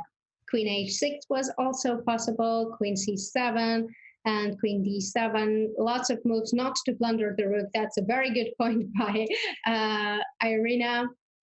And there we go, 6 seconds, but I think, she didn't take the rook, and after queen c7, there's no more check. She's now a piece down. Instead of taking, she should have taken the rook in this moment. Instead, she gives the check. Why? Was it queen b7 she wanted? Oh my God. I just think, guys, just tell me who are you rooting for. I will choose one player and I will just say that it's easy and it's good, and then jinx kind of players. Blunder happens. Oh my God. Irina was winning. It was a crushing game, but she did not manage to convert it. Was that a mouse with queen c7 instead of queen b7 check? What was going on? Yeah, I don't know. Maybe she missed bishop d7. We will not know, but it's a tough match for Irina, and this is going to be very, very hard. It's still over 14 minutes left from this portion. That is gives some room for a couple of games that can be won. I don't think she can fully recover with a 14-point deficit, but remember that it does matter what's the final score for the price of this match. So the more you win, the more price you get in cash. Exactly. Some miracle should happen that Irina catches up, but it's important to play your best chess, and just the feeling when you kind of finish the match and when you won some games, it makes you feel better. Yes, she should come back from this game where she had a decisive advantage, so many missed opportunities, and in the end she didn't take the rook. So the whole point of her tactical variation was not played on the board. She saw it, but she didn't play it. Yes, indeed. And now what happens is that Irina has very good control in the center with bishop d5, playing against isolated pawn. b4 was pretty active. Now the knight on b7 is not a great piece, but it heads to d6, and knight d6 is on the board. I really like it for black. Knight f5 to put some pressure, or knight e4, and trade can happen on the c file. Knight c3 is another nice way, and maybe some tactic can happen. Not I thought that maybe not like this, because the c1 rook is protected. Yes, maybe it was nicer to keep, but Irina's idea was that she trades the knight for the bishop, and then after queen b7 there is no bishop f1, so white has to play f3, which weakens the dark squares, and she has two bishops. Yeah, the pair of bishops will play a role in this game, but Irina badly needs that win. She was so close to it in the previous game. Now this one is a completely different scenario, where she has a strategic edge, but it's not much, and the king is still a target. Queen f4, putting pressure on the bishop and the f7 pawn. Oh, mate on g7, so she had to play f6 now. This is cashing in on all these pawns, the h5 pawn as well. Opposite colored bishops, the bishop e5 is threatening mate. Ooh, how do you say? Point. When it rains, it pours. It does, and that's the situation for Irina. We saw a similar case yesterday for Anna Zatonsky, the four-time U.S. champion, playing yesterday against former women's world champion Alexandra Kostenyuk. And here, one more time, the American player, seven-time U.S. champion Irina Krush, is on downhill, rolling with that ball, unfortunately in the wrong direction, because Valentina is clearly on fire and she is winning this match confidently. But what will be the final score? That's the question. We did have a prediction game at the beginning of the show. Do you guys remember that we tried to predict the result? We are so good at this. 15 half. We said that it would be 15 versus 13 and 15 and a half versus 12 and a half. Yeah. I think we failed. Let us know if you did better than we did, because we didn't think that this match would come to such a huge difference. Can Irina win the last couple of games to win a higher price? That is now the question. Yes, indeed, 15 points is a lot of points, so there is probably no hope for Irina to level the match and go into tie breaks. But it's still important to win some games just to feel good and win more money, because the other 1,000 is a split by percentage. Certainly, this is the case, and that's why Irina will still need to fight, even if she cannot qualify. So if Valentina makes it to the next round, that also means that Alexandra Kostenyuk will need to play against her teammate from the Olympic team of Russia. Yes, two Russians facing each other. It's not the first time they will face in the candidates tournament as well.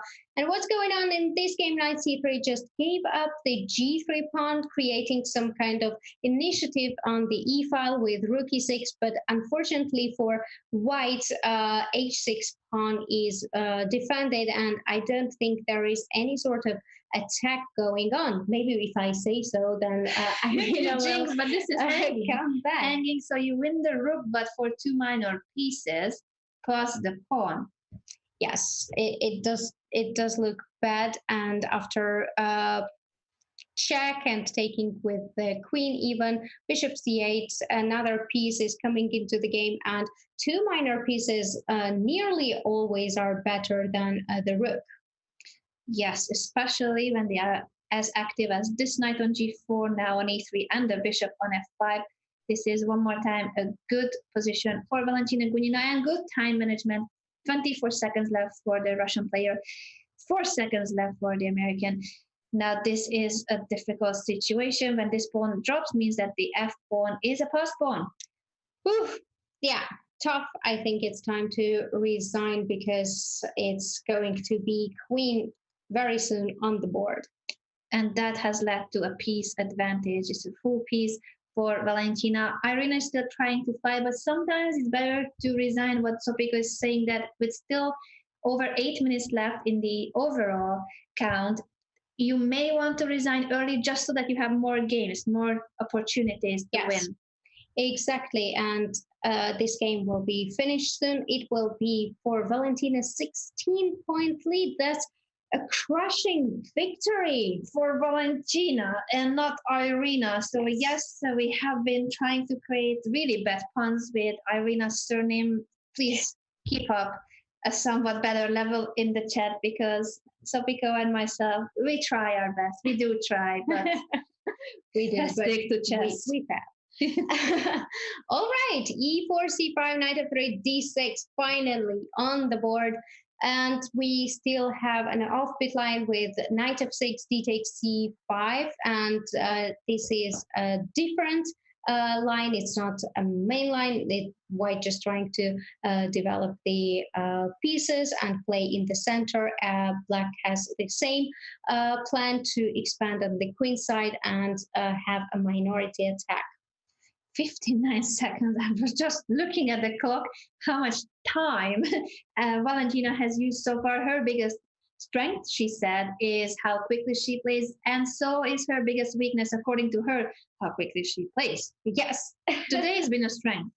Yes, indeed. And she's managing recently very nicely to find the balance between playing fast or too fast.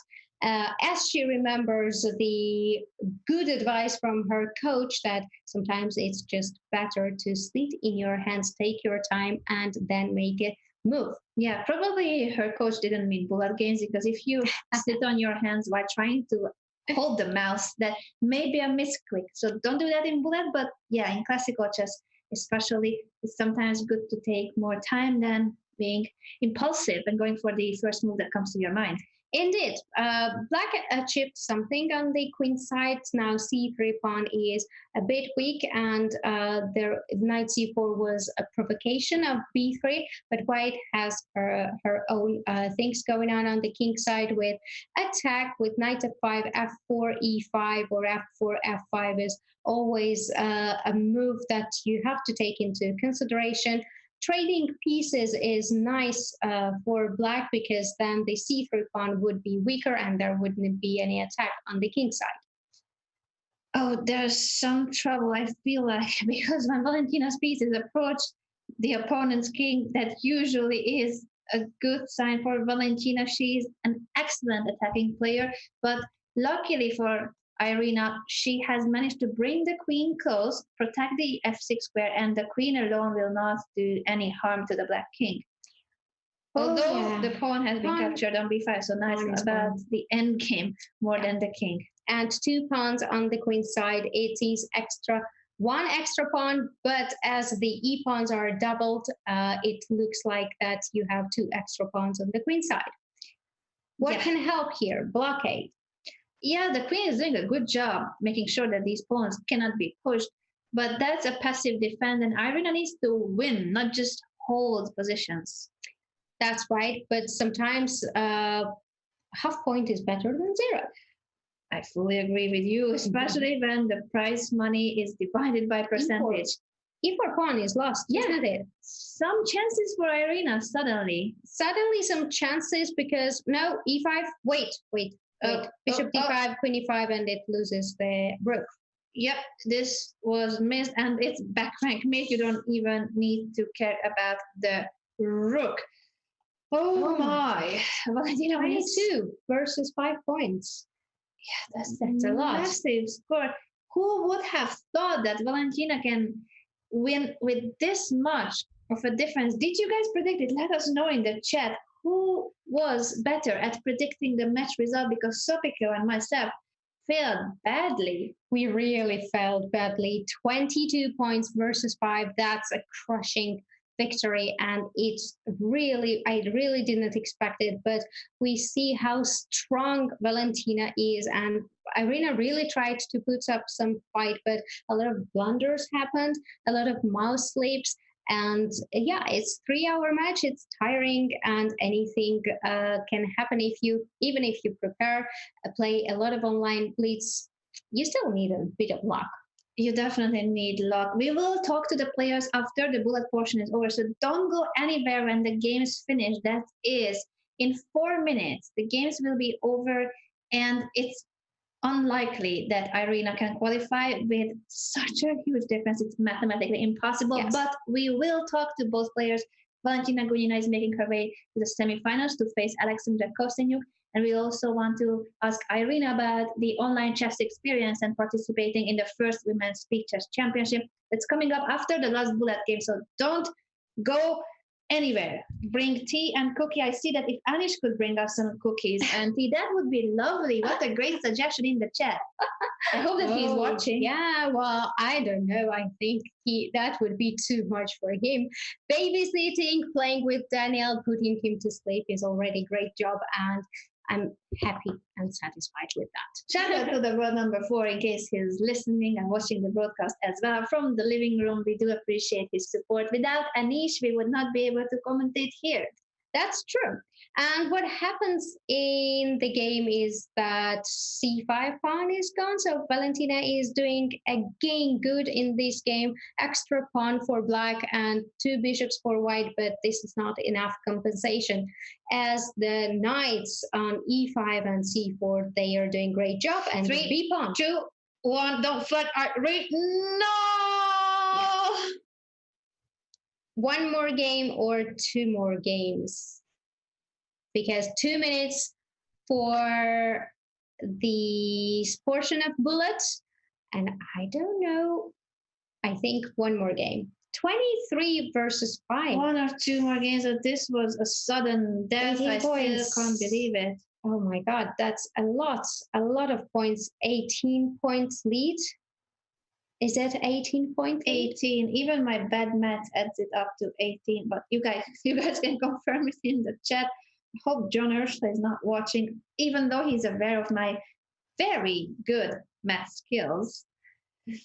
Oh my, what a match. It started out well for Irina. She had her chances. She had great positions, attacking positions. She had the edge, mating attacks. Yes.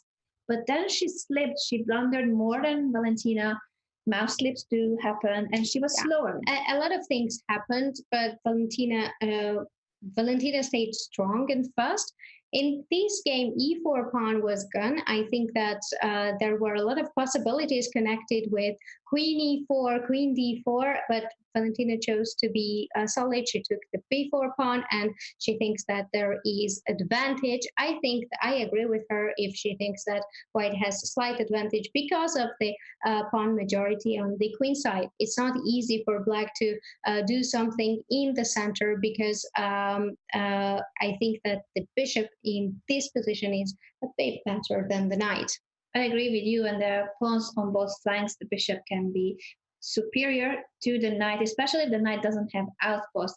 Now, a5 is a tricky move. You couldn't take it because b4 would have won the knight. That was a fork.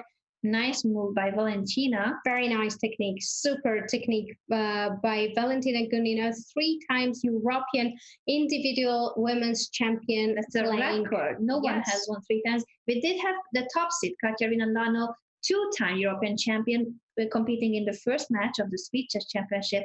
But Valentina won even more. 1 more time. Every time I played, she was winning the European Championship. I had the feeling too. And they are teammates. Katerina Lano, Alexandra Kostenyuk, and Valentina Gunina are all members of the gold-winning Olympic team of Russia, participants of the 8-player field of the Speed Chess Championship. But Katya is out. Alexandra made it.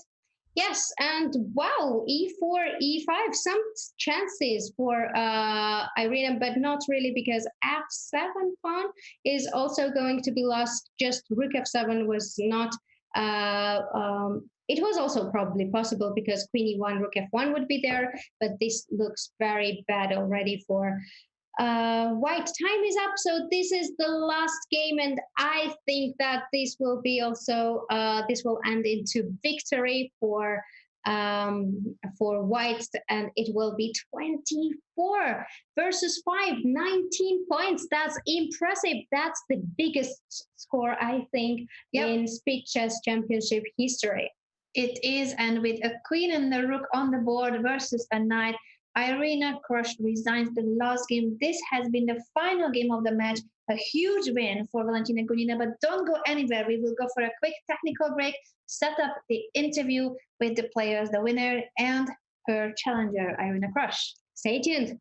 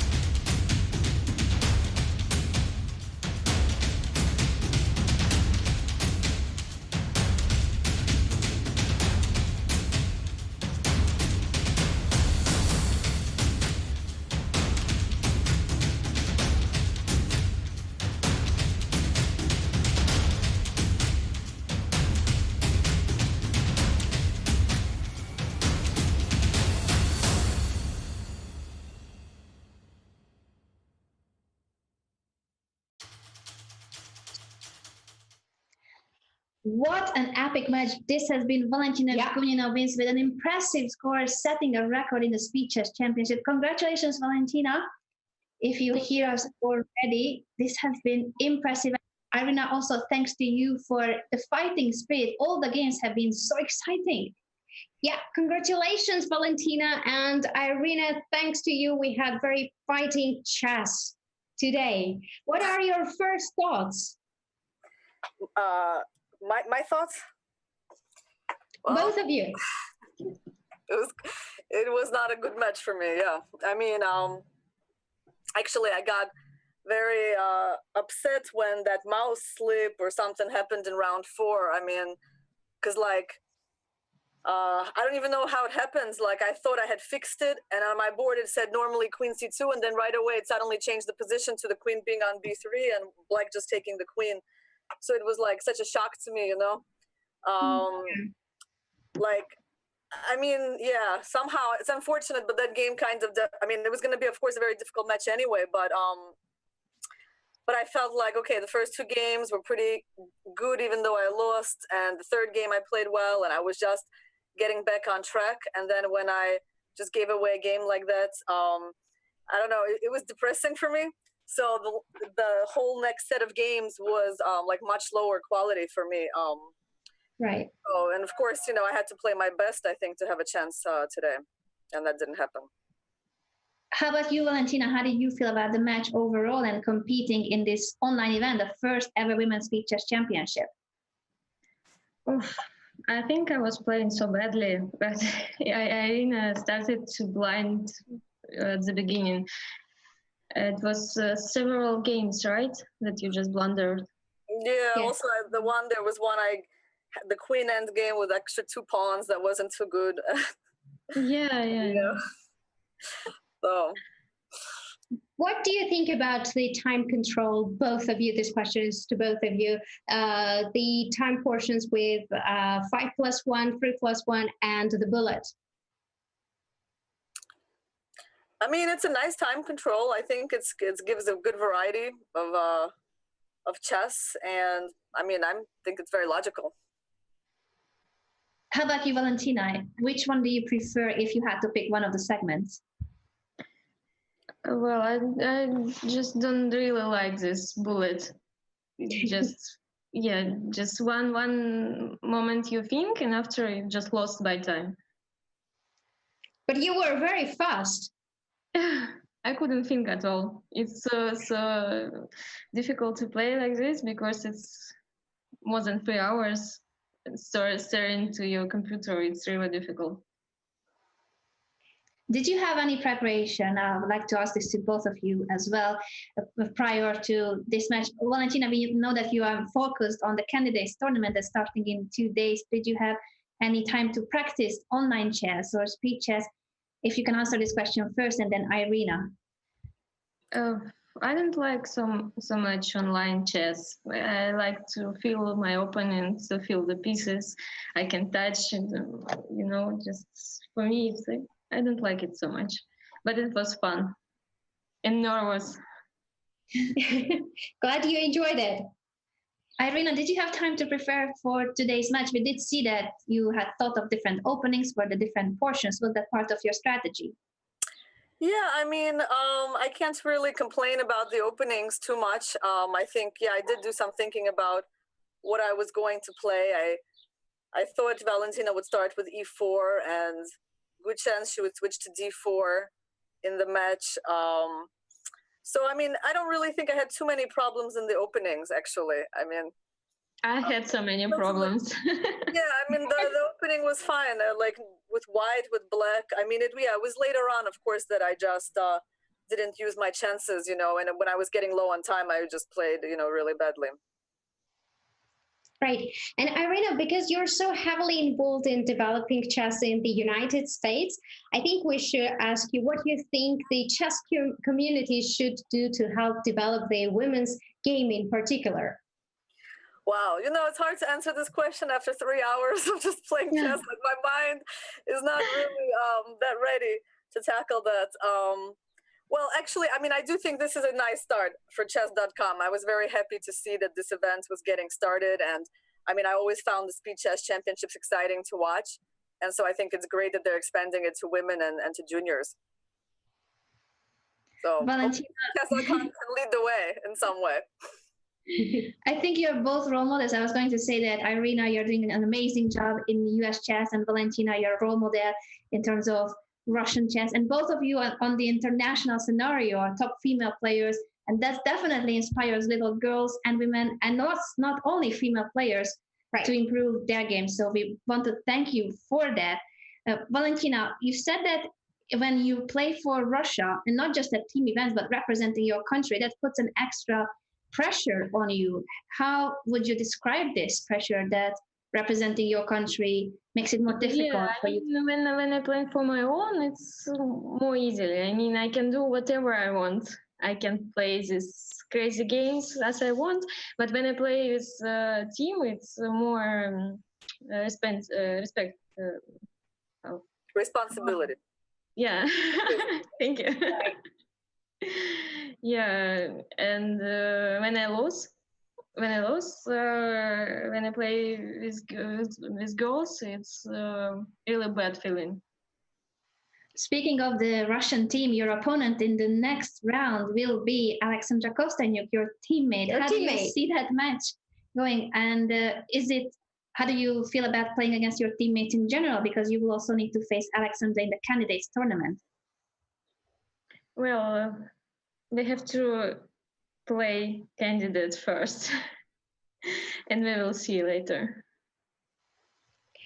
Thank you so much to both of you for exciting match, for such fighting games. We enjoyed it very much. Congratulations once again to you, Valentina, and good luck in candidates, which will start in 2 days. Very important tournament. Indeed, we will be watching the event. And Irina, we are not sure of your next events. If you would like to let us know, where can the viewers root for you? There have been over 14,000 chess fans watching this match. I'm sorry to disappoint them with my play today. It wasn't the closest match. Well, I'll probably be playing in the U.S., maybe the World Open in July is likely to be the next event. And thank you guys also for your commentary. You were very nice. After the match, it makes me feel a little better.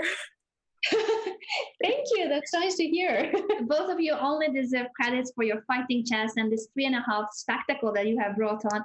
If 14,000 people were interested in it, that's thanks to you. It's not Sopika and me. It's thanks to you for all the games that you have brought on. Thank you so much for the participation. Good luck to both of you in your future events. And Valentina, we will see you in June and the next match against Alexandra Kostyanyuk. Yes, good luck in your upcoming events, and thanks for today. Thank you, guys. Bye-bye. Bye. What a match this has been. It's a huge score for Valentina, but that was not the case on the board. There have been so many games where Irina had her chances. Exactly, and there were a lot of blunders, but yes, sometimes Irina said that she prepared and she had some strategies for the coming match, but it is important, the psychological factor as well, because first two games we've seen that she was fighting, and even though she lost, it was very good games. Third game, she bounced back, and then when she felt that she was back on the track, this queen b3 happened and it ruined the whole match for her. And she couldn't recover from that mouse slip. She said that she was still thinking about that queen endgame and also the other mouse slip. So she slipped twice, blundering her queen, the other one in the opening when she wanted to move the queen to c2. Yeah. And she said that in her mind, she thought that it was on the c2 square and not b3. Yeah, that's very unfortunate. But yeah, it is online chess, and you don't need to have only good chess skills, but you have to be good with mouse as well. Yeah, practice your mouse skills if you want to be an online chess champion. Speaking of online chess, the next match will be on the 30th of May between two of the top players from the scenario that is two other countries we haven't covered yet. The top player of France, Marie Sabak, facing one of the top Indian players, Harika Dronavalli. So Pico and myself will be covering the match. So you cannot get rid of us. Oh, don't try to get rid of us, because tomorrow we may attempt the first ever stream of Miss Tactics. Sopika Goramishvili on her channel. Can I ask one of our moderators if he would be so kind to link Sopiko's channel in the chat? Is it Sopika Goramishvili, simply your username on Twitch? Yeah, I do not give it much thought, so I just... Her full name, that's it. Twitch.tv/Sopika Goramishvili. I can say it without typing. I will tweet tomorrow before we go live, but that will be... She'll let you know. That will be a reward to you guys for all these days for supporting chess that much. 14,000 of you have been following the most epic parts of this match. Thank you so much for tuning in, and come back tomorrow for our free day activity that is Sopiko's first ever Twitch stream. So see you very soon. Thank you for today, and it was great to cover this match. We'll see you very soon tomorrow, and our next match, as Anna said, will be Harika versus Maria Sabak at 30th of May. See you there, and have an amazing week in the meantime. Bye-bye.